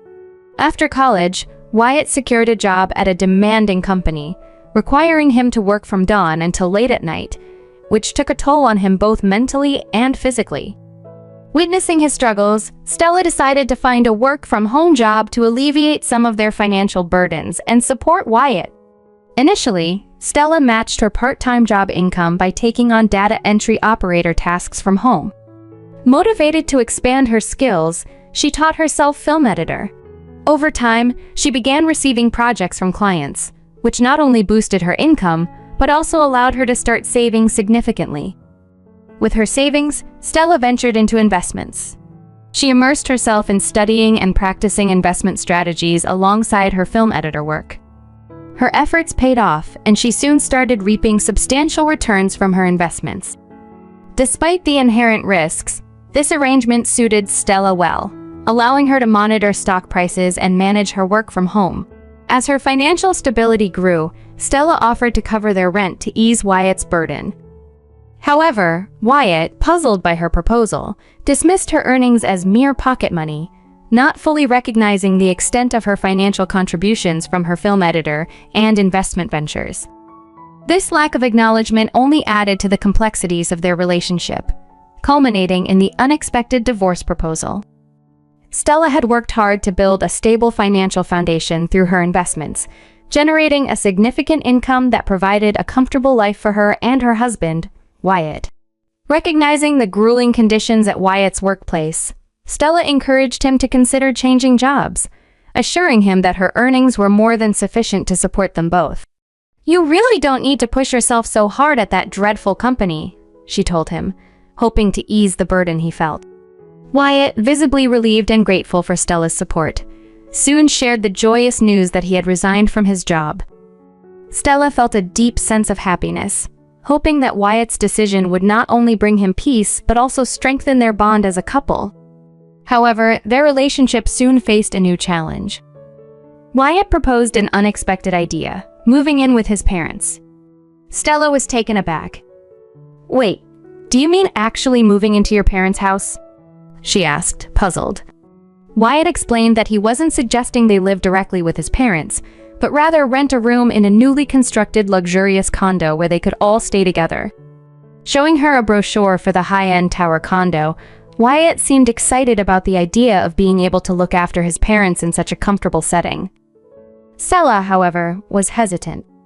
The rent was steep at $5,000 a month, an amount she could afford but was reluctant to spend. "It's not that we can't afford it," she explained, "but I'd hoped to save for our future, perhaps for our children." Moreover, Stella was surprised and somewhat disappointed by the sudden plan to live so closely with Wyatt's parents. She had always imagined that Wyatt would use his own earnings to support his parents when necessary, not rely on her financial contributions. The thought of moving in with her in-laws, who were still in good health and capable of living independently, made her uncomfortable. "Do we really need to live with your parents?" Stella questioned, feeling a mix of disappointment and frustration. She felt as if her financial contributions were being taken for granted, used for convenience rather than appreciated as part of their shared life goals. This situation left her pondering the dynamics of their relationship and what the future might hold. Stella had always been industrious, but her job at a stressful company had left her little time or energy to focus on anything else. So, when Wyatt approached her with a request to help support his parents by financing their move into a luxurious tower condo, she agreed, albeit reluctantly. Deep down, Stella feared this might lead to complications, and unfortunately, her apprehensions proved correct. Upon visiting the condo for the first time, Stella was struck by its elegance and breathtaking views. The place was indeed spectacular, and Wyatt's parents were thrilled with their new home. They spent the entire day marveling at their surroundings, expressing immense joy and pride in Wyatt, whom they assumed was behind their upgraded lifestyle. "I am so proud of you, Wyatt. You must be earning a lot to afford such a place," they gushed, admiring the scenery. Standing next to Wyatt, Stella nudged him gently, prompting him to set the record straight. With an awkward smile, Wyatt admitted to his parents that the rent for their luxurious abode wasn't covered by his earnings, but by Stella's successful investments. The revelation stunned his parents. They had assumed it was Wyatt's income that allowed for such opulence. Wyatt's honesty in that moment prevented future misunderstandings, which Stella appreciated, although it was clear his parents were taken aback by the truth. Initially, his parents were apologetic, particularly toward Stella, expressing regret over their assumptions. Stella reassured them, explaining that she had taken on the financial burden willingly to ease Wyatt's stress from work. She hoped this arrangement would not only support Wyatt, but also allow his parents to enjoy their retirement without constraints. However, Wyatt's parents quickly became overly comfortable with the situation, beginning to make increasingly bold requests.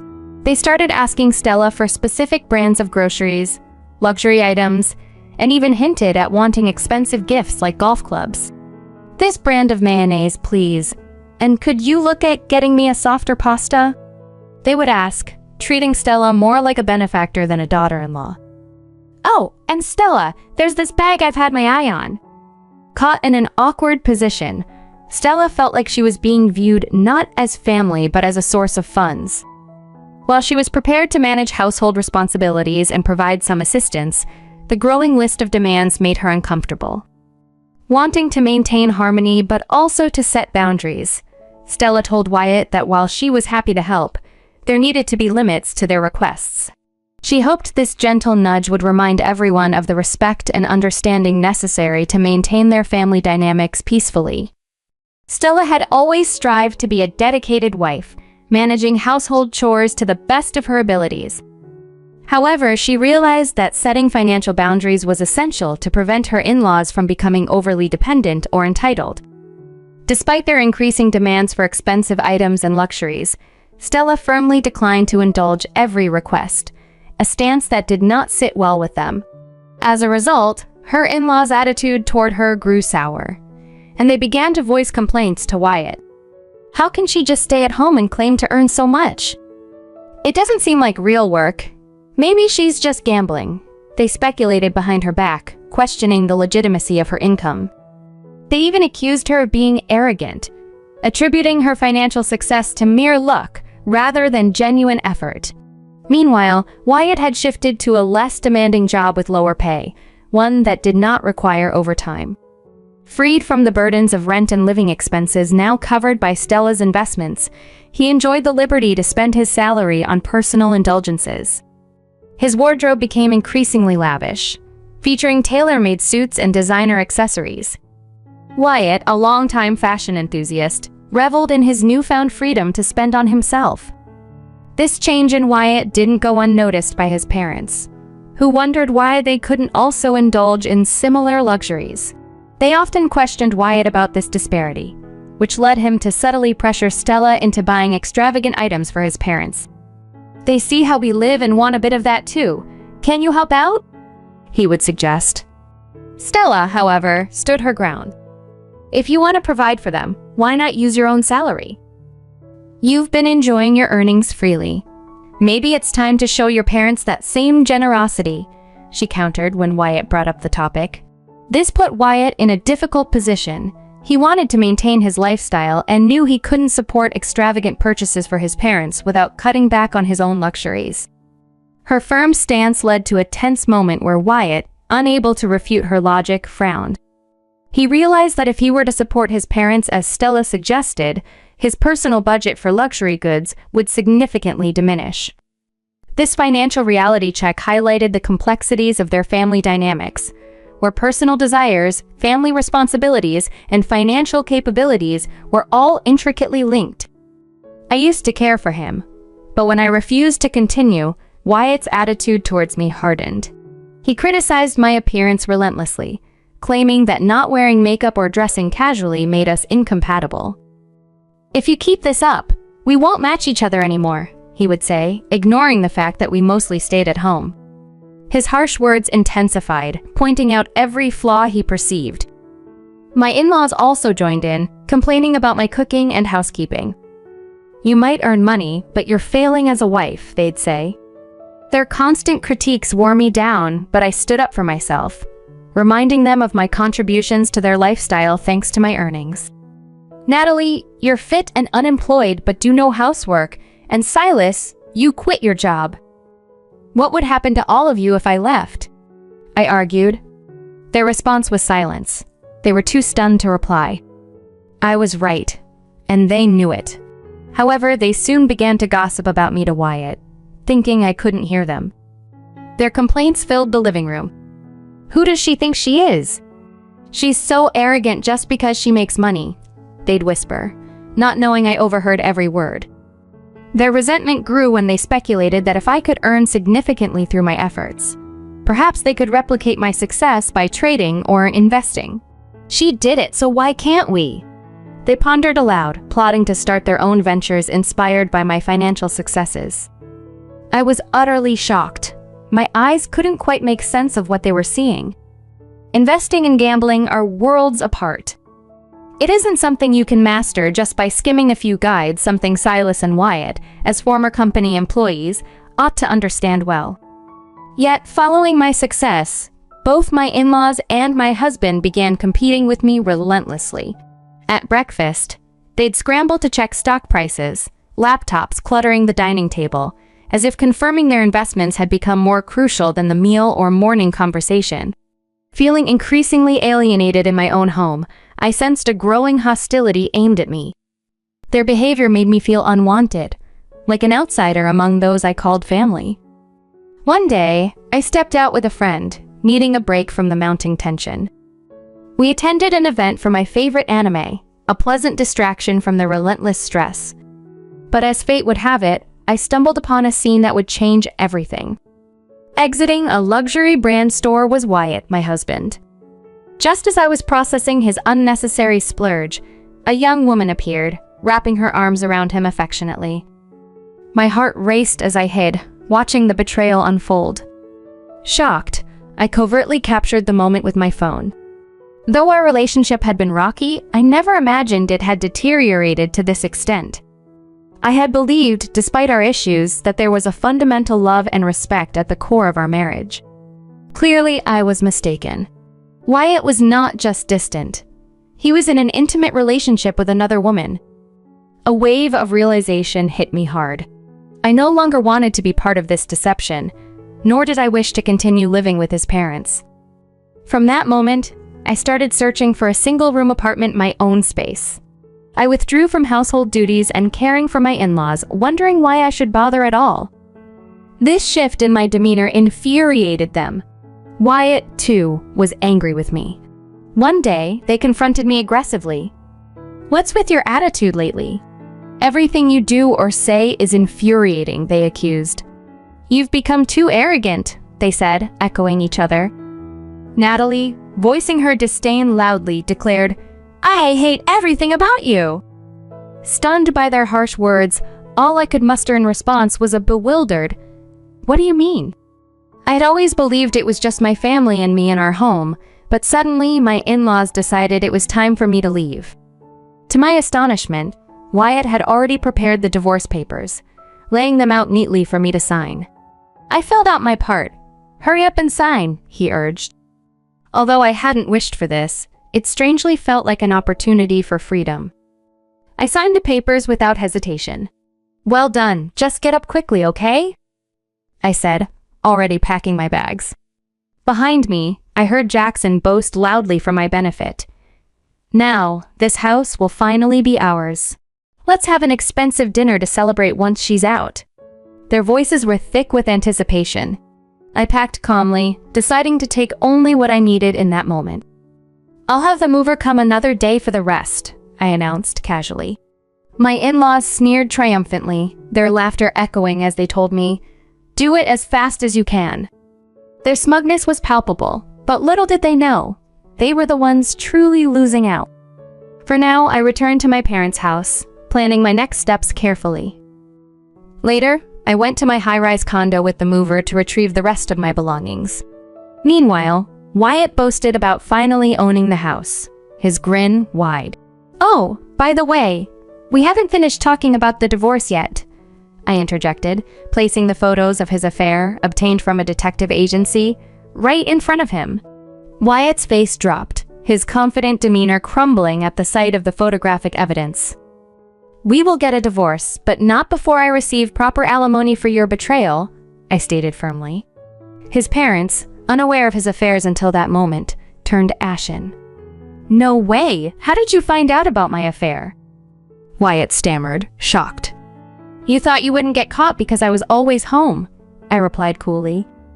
"You weren't very discreet, parading around town with her." As I suggested we handle the rest through our lawyers, my in-laws tried to interrupt. "Wyatt, ignore what this woman says. We might still have a chance to get back at her," they whispered, plotting quietly.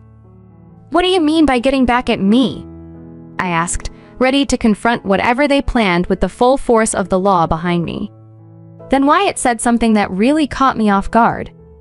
"If I invest about $75,000 in margin trading, that's hundreds of thousands all at once." Knowing the high risks of such speculative investments, I wanted to warn him, but I held back. Sometimes making mistakes is the only way to truly learn the hard lessons about investing. It would be costly, but perhaps a necessary lesson for Wyatt and his parents. "I hope it all goes well," I murmured, turning towards the front door to leave. They followed me out, defiantly proclaiming, "Now I won't be disrespected by you. I'll be more successful than you." I ignored their words and walked out, heading back to my parents' house.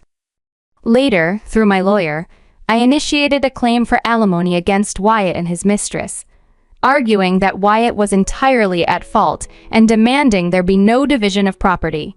Surprisingly, they could afford it and agreed to settle the alimony in one lump sum without any property split. Perhaps they were expecting a windfall from a merchant deal, I thought, but it turned out they hadn't completed any such deal yet and planned to pursue it after settling the alimony. For my part, I was relieved not to owe them anything. The alimony was paid promptly, and I decided to invest the money wisely. Thanks to this, I managed to earn more from my investments and saved even more money. Eventually, I bought a regular apartment and began enjoying my days, living independently. Then, out of the blue, my ex-husband contacted me. I had forgotten to block his number and, caught off guard, I answered. "Hello?" I said. "Help me," he replied, his voice fraught with panic.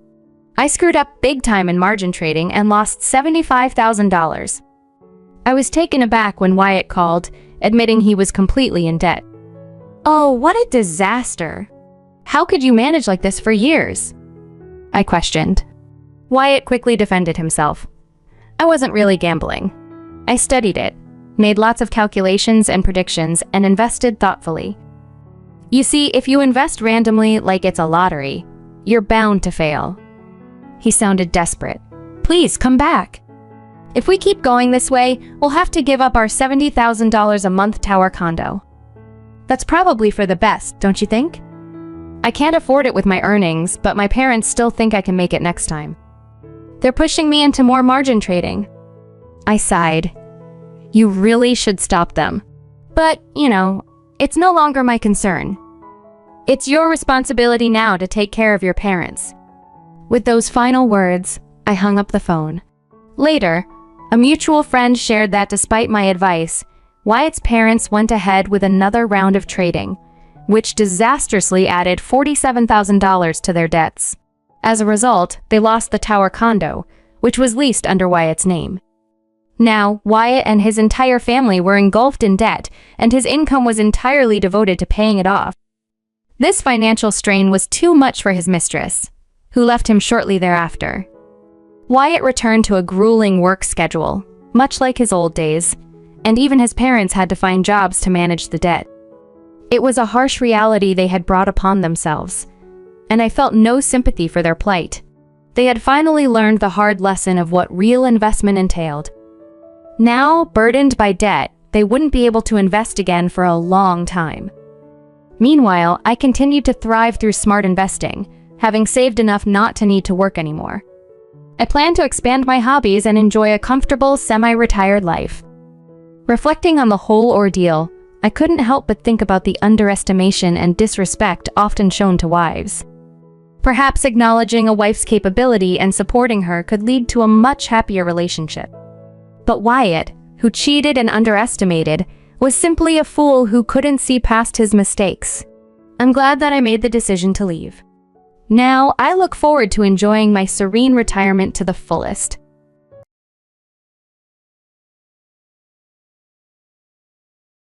I'm Delilah, and I live with my husband Angel and our delightful 2-year-old son, Jackson. Today marks the 3rd anniversary of the day Angel and I began our journey together. Time truly does fly. "Delilah," Angel called out, a hint of something unusual in his tone. "Today's a special day for us, isn't it?" Indeed it was. Yet as I turned to respond, I noticed something amiss with Angel. His demeanor was different. "What's the matter, Angel? You seem a bit distracted," I inquired, concerned. "Delilah, I have something important I want to share with you today," he confessed, his voice filled with a mixture of nerves and excitement. "I want to ask you to marry me." From Angel's unexpected proposal to the countless moments we've shared, our time together has seen many colors. Initially, my days with Angel were filled with bliss. His kindness and thoughtfulness enveloped me in happiness. However, as time marched on, caught in the whirlwind of daily responsibilities and other pressures, the dynamics of our relationship began to shift. "Hey, Delilah, didn't I mention I wanted roast beef today? Why are we having leftovers from yesterday?" Angel complained one evening. "I'm sorry, but with Jackson needing so much attention, it's challenging to prepare anything elaborate," I explained, feeling the strain of balancing motherhood and household duties. Angel dismissed my explanation with a wave of his hand. "Parenting is just about taking care of Jackson, right? Don't make it sound like such a big deal," he retorted unfairly. "Ah, but working at my parents' company is tough. I'm going to be the next president, so I need to put in the effort," he added, justifying his own stresses.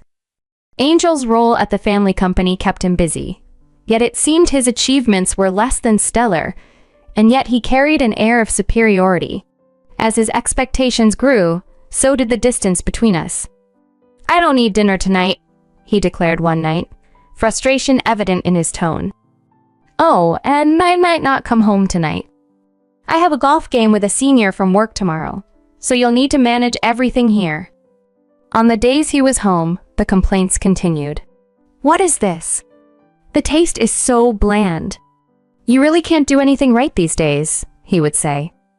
The smiles and warm conversations that once defined our early days of marriage were now rare. Angel increasingly spent his weekends out with friends or indulging in his hobbies. Meanwhile, I continued to strive to keep our family life stable, waking up early to care for Jackson and ensuring that the household ran smoothly, always hoping to have a warm dinner ready for Angel when he returned. While I juggled my responsibilities at home, I found myself increasingly neglecting my own feelings and wariness towards Angel. Sometimes, I'd find myself reflecting on the earlier days of our marriage, the joyful moments, Angel's bright smile, and realize how much we had changed. "Mom!" Jackson's voice would break through my reverie. "What is it, Jackson?" I'd ask, trying to mask my tiredness. He'd wrap his arms around me, a beaming smile lighting up his face. "Mom," he'd say more clearly, having recently started to articulate my role with more frequency. His calling me brought a small burst of happiness in my otherwise strained days. He was becoming my pillar, my little source of support. As Jackson grew, I clung to the hope that perhaps our family's bond might strengthen once more.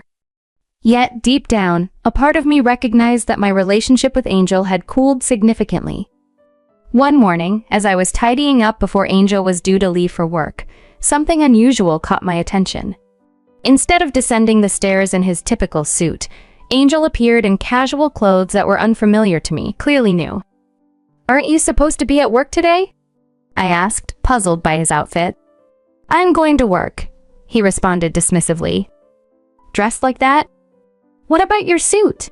I pressed, my tone more of curiosity than critique. "I don't need it today," he snapped back.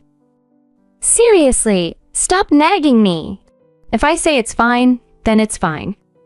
Don't butt in every time." His words stung. "I was just asking," I murmured, more to myself than to him, feeling the familiar ache of being brushed off. "That's what's annoying," he retorted before hastily exiting through the front door, almost as if he were escaping from something or someone. I had a sinking feeling he wasn't headed to his company, but I tried to push that thought away. The growing distance between us was palpable. Our conversations, now sparse and strained, carried a cold undertone. The warm smiles and tender moments of the past felt like distant memories. Now, all that seemed to come from him were criticisms and sarcasm. His comments sliced through me. "Try to make better food." He'd comment dismissively as he glanced at my cooking. Or, "Clean more thoroughly," while I was tidying up. His words were sharp, piercing my heart. I couldn't help but wonder, was it all my fault? I spent days lost in self-questioning, unable to comprehend why our relationship had deteriorated so dramatically. As time passed, clarity remained elusive. I was consumed with housework and caring for Jackson, yet Angel's eyes seemed to see none of it. The decrease in our communication and his increasingly detached demeanor wounded me deeply. His words no longer conveyed the kindness they once had, leaving a chill in their wake. Inside, something felt irreparably broken, and as time passed, my affection for Angel gradually withered away. The joyful memories we once shared faded into the background, replaced by a growing sense of indifference. The family bond that once held us together seemed to dissolve, leaving a hollow emptiness rather than sorrow. I often wondered if all my efforts and the time spent with Angel had been in vain, each thought punctuated by a heavy sigh. "Mom, look!" "I made this," Jackson's voice, full of excitement, interrupted my reverie. "Oh wow, that's amazing! Did you draw this?" I asked, my spirits lifting as I looked at his artwork. "Yeah. This one is a dog, and this is a cat. See?" Jackson beamed, proud of his creations. "Yes, You're really good at drawing, Jackson. His smile was a balm to my weary heart. As my affection for Angel faded, my love for Jackson only grew deeper. Watching him flourish, I began to reconsider my future, pondering a decision that had seemed unthinkable before divorce. The thought of continuing in a stagnant relationship with Angel, who was barely present as a partner, and even less so as a father, seemed more burdensome by the day. I feared the negativity might begin to affect Jackson, perhaps even leading Angel to direct his sarcasm at our son. As harsh as it might sound, the prospect of leaving Angel stirred no pain in me. Rather, the idea of liberation from this strained relationship felt overwhelmingly freeing. Yet, amidst these considerations, there was still a lingering concern. I was on my way to a meeting that Jackson and I had been looking forward to, and as we reached our destination and rang the doorbell, a cheerful voice greeted us. "Delilah? Jackson, welcome." My mother-in-law opened the door with a warm smile. "Hi, Grandma." "Hello," Jackson chirped, his energy infectious. "Hello, Jackson. Have you grown taller again?" she asked, her eyes twinkling with delight. "Really?" "Yay." Jackson's joy was palpable, and it warmed my heart to see him so happy. "Come on in," she urged. "Thank you. I will," I responded, stepping into a familiar warmth. Despite the chill that had settled over my marriage, my relationship with my in-laws remained a comforting constant. They ran a business nearby and had always shown Jackson and me immense support and kindness, which now felt even more crucial. Their presence was a reminder of the supportive family environment I wished to preserve for Jackson, regardless of the decisions looming over Angel and me. I had just picked up some delightful sweets from the station front and was about to serve them with coffee. "Please, have a seat and relax for a bit," I told my in-laws as I started preparing the coffee. "Oh, let me help with that," my mother-in-law offered eagerly. No, it's fine. You must be tired from taking care of Jackson, right? I was worried Angel might be overloading you," she chuckled, ushering me to sit down instead. "Thank you, Mother," I said, grateful for her thoughtfulness. Both my father-in-law and mother-in-law had always treated me as if I were their own daughter. Their home was a haven of emotional support for me. Almost every week, they would invite us over, keenly inquiring about our well-being and listening intently to stories of Jackson's milestones and my own concerns. Their attentive presence was a genuine comfort as I navigated my strained relationship with Angel. "So, Delilah, how are you holding up? Is Angel helping out adequately with childcare?" My father-in-law would often ask during these visits. "Well, Angel is quite busy with work," I would respond, trying to keep the conversation light, despite knowing his work commitments weren't that demanding. "He does go out for work, but I thought his quotas weren't that strict," he pondered aloud, showing a hint of concern. "It's all right. I manage," I reassured them, their voices soothing like a melody that calmed my worries. They adored spending time with Jackson, often buying him toys and playing with him. Each act of kindness they showed not only Jackson but also me made me feel deeply cherished. Sometimes, my father-in-law would take Jackson to a nearby park. Knowing how much Jackson loved birds, he even bought him a bird book on one such outing. These thoughtful gestures greatly deepened our bond. My in-laws were also keen listeners when it came to discussing more serious matters, including my troubles with Angel and other domestic challenges. They always responded with understanding and compassion, their words of encouragement and advice filling me with gratitude.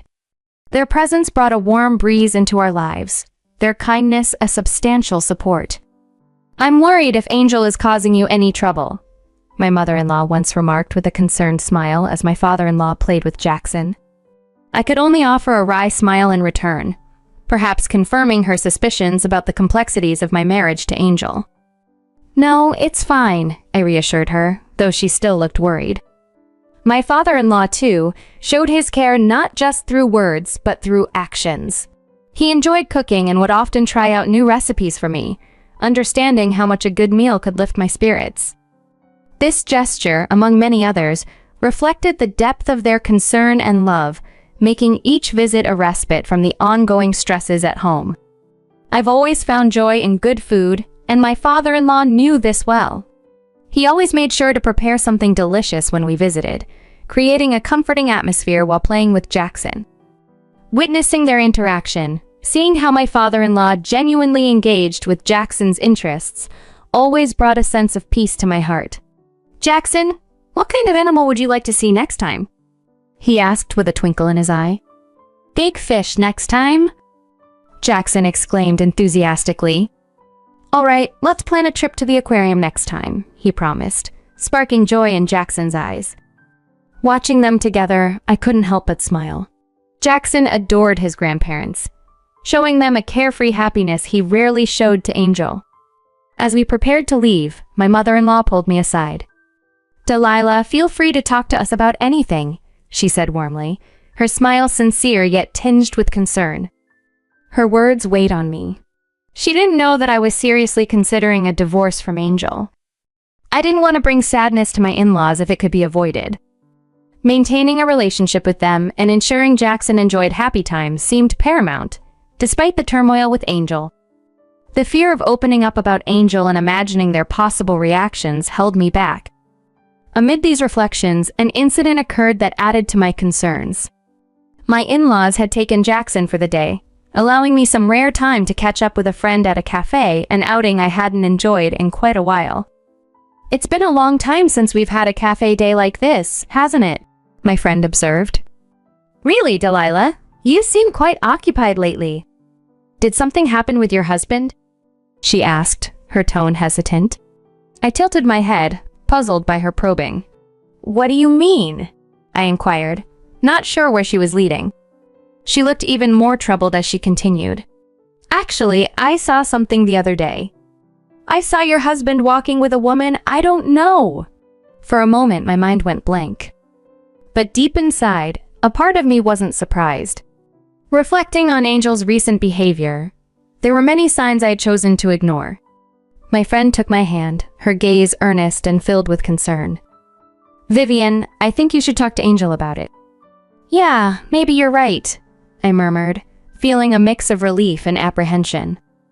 "You haven't been yourself lately, and I was worried it might be because of Angel. That's why I invited you here today," she added, her concern evident.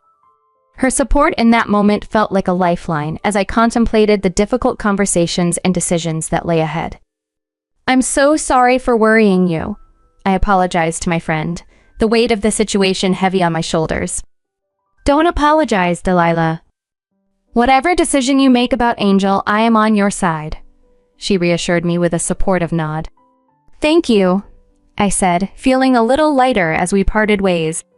I headed home, the echo of the startling truth about Angel still ringing in my ears.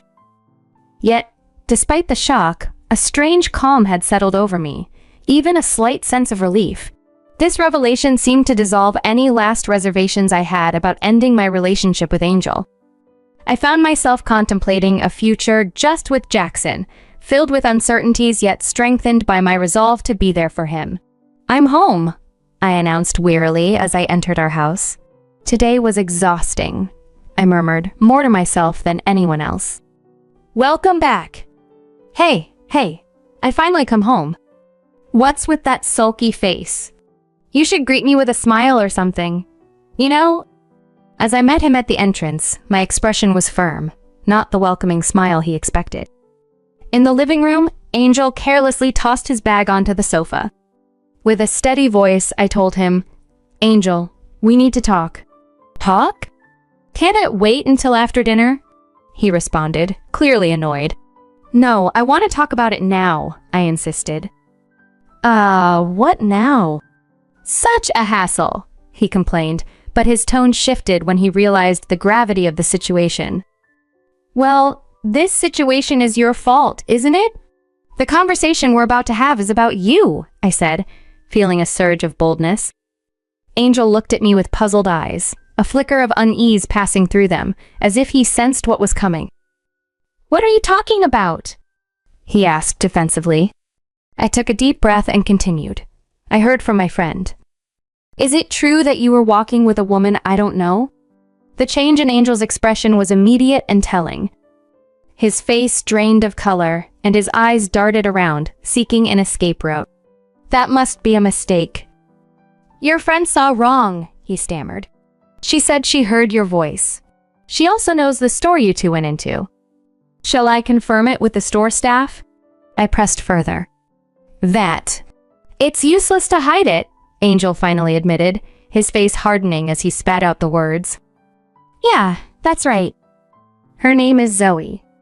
Unlike you, she's perfect in work and housekeeping, and she's cute. She even said she likes me, he declared, his words slicing through the air. Likes you? Even though you're married? I retorted, incredulity mixing with pain in my voice. Yeah, that just shows how attractive I am, right? Angel's arrogance was palpable. I shook my head, disbelief and sadness mingling. Would a normal woman approach a married man like that? There must be something more to it, but arguing this with you now seems pointless. Anyway, you don't feel bad for me and Jackson, do you? Why would you? Rather, you should be ashamed for not supporting more in my hard work.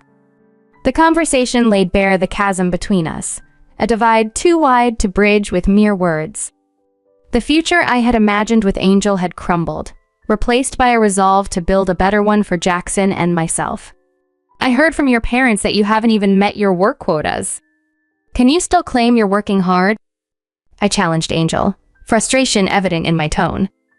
Shut up. I'm doing things my way. I'm going to be the next president, so don't interfere, Angel snapped back arrogantly. With that attitude, I doubt you'll ever become president, I retorted, skepticism lacing my words. What did you say? Angel's voice rose, his temper flaring. Fine, I'm done with this. Let's divorce, he declared, pointing a finger at me, his voice loud enough to wake Jackson. I wish you would be quieter. Jackson is sleeping. I'll divorce you and marry Zoe, he continued rashly. Do whatever you want. That's if Zoe even wants to marry you, I responded, trying to maintain my composure. Don't talk bad about Zoe. You're just jealous of her, aren't you? Angel misinterpreted my stunned silence for shock. I'll show you. You'll regret this when you come begging to me later, he shouted and stormed out of the house, likely headed to Zoe's place. In a moment of impulsivity, I tried to follow him but tripped over the edge of a slightly lifted carpet. Losing my balance, I fell and hit my back hard against the table. The pain was sharp and immediate, unlike anything I had felt before. Overwhelmed, I groaned, unable to move. Somehow, I managed to crawl to my nearby smartphone and called an ambulance. As pain engulfed me, my consciousness began to fade, pulling me into darkness. Ah, Delilah. Mom, where am I? I slowly came to, finding myself in a hospital bed, disoriented and in pain. A nurse quickly came to my aid, calling for a doctor upon seeing my anxious state. It's okay. You'll gradually recover, they reassured me, but my relief was short-lived. The results of subsequent examinations brought a huge shock. Due to the fall, I had sustained spinal cord damage, making it difficult for me to walk. I was informed that I would need a wheelchair and that my life would change drastically. Life at home proved more challenging than anticipated. I realized I couldn't do household chores, take care of Jackson, or even manage on my own. At the suggestion of my in-laws, I decided to live at their house for a while, since I couldn't rely on Angel for help. They must have been suspicious of Angel for not showing up despite my condition. I knew I had to tell them the truth soon. Just as I contemplated this, the front door of my in-laws' house opened with a loud noise. Angel, where have you been? They demanded, confronting him for his absence while I was in such a state. As I adjusted to life in a wheelchair, Angel gazed at my new reality and coldly remarked, So, she's really in a wheelchair, huh? A useless woman who can't do household chores or take care of the child is of no use to me. Hurry up and divorce me and pay me compensation for all the trouble. How can you say such things to Delilah? My father-in-law interjected, his voice filled with disbelief and anger. It's okay, I replied calmly, my voice steady despite the harsh words. Let's get a divorce, Angel. I'm sorry, Father, Mother, but I can't stay with him any longer. To my surprise, Angel's cruel words didn't sting as they might have once. It confirmed that my love for him had indeed vanished. While my in-laws were taken aback, Angel was unusually upbeat. "Oh, good that you understand now. I can freely marry Zoe," he said, almost gleefully. "Angel, were you seeing another woman?" my mother-in-law asked, her tone sharp. "Yeah, so what?" "Delilah is boring, not particularly cute, and can't handle housework or childcare properly," Angel retorted dismissively. "How can you say that? Delilah has been trying so hard with the housework and raising your child," my father-in-law argued, his voice rising with each word. Yeah, whatever. Anyway, I've decided to be with Zoe. Dad, it's time to hand over the company to me. "You're getting old," Angel declared arrogantly. "Nonsense. I won't let someone like you take over the company. Come on, who else is there but me? Anyway, I'm busy, so I'm going. Send me the divorce papers by mail, okay?" Angel said dismissively, then left abruptly. After separating from Angel, I began a new chapter of my life. Currently, I'm living comfortably in a house introduced to me by my in-laws. Thanks to a helper I hired on their recommendation, my daily life is more manageable than before. However, amid this newfound peace, an unexpected twist occurred. One day, while I was enjoying some quiet time, the doorbell rang. I glanced at the monitor and saw Angel, his expression a mix of confusion and desperation. "Hey, Delilah, what the hell is going on?" he blurted out as soon as I opened the door. "Oh, Angel, what's up?" I greeted him with a calm smile, already anticipating the turmoil he was about to confess. "I got fired from the company." "I suppose so." "What's going on?" "Dad just keeps saying it can't be helped," Angel stammered, his usual confidence gone. "Oh dear," I replied, not masking the irony in my tone. "Mom and Dad are saying you're no longer our son." It seemed his actions had finally caught up with him, and now, stripped of his bravado, Angel was facing the consequences alone. After Angel was fired, he appeared at my door, flustered and desperate. "I didn't know about the stocks. I had no idea you owned 80% of my parents' company stocks. Why didn't you tell me?" "Because you never asked," I replied quietly, the calmness in my voice contrasting sharply with his agitation. "You're supposed to say that kind of thing even if I don't ask," he protested. "You know what I want. I want you to cancel my dismissal. You're the one who fired me, right? If you own that much of the company, you can undo my firing." "That's right, please, Delilah. I've been rejected from all other company interviews. No other company will hire me except the current one. I'll work seriously from now on, so please cancel my firing. You don't have to worry about being fired. Zoe can support you, can't she?" I pointed out, unimpressed by his sudden plea for redemption. "Zoe dumped me the moment she realized I couldn't become president. She was only interested in my position," he confessed, his voice tinged with defeat.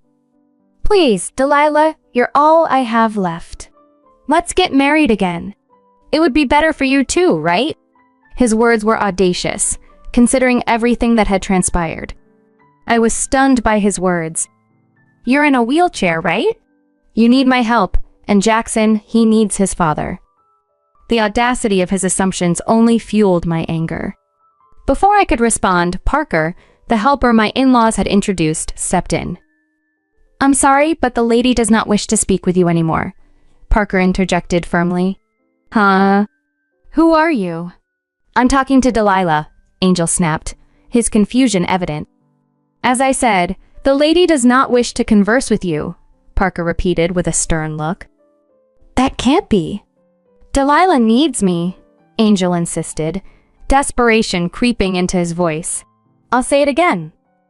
I have nothing to say to you, and I don't want to. Don't ever appear before us again," I declared, my resolve firm. "Why, Delilah?"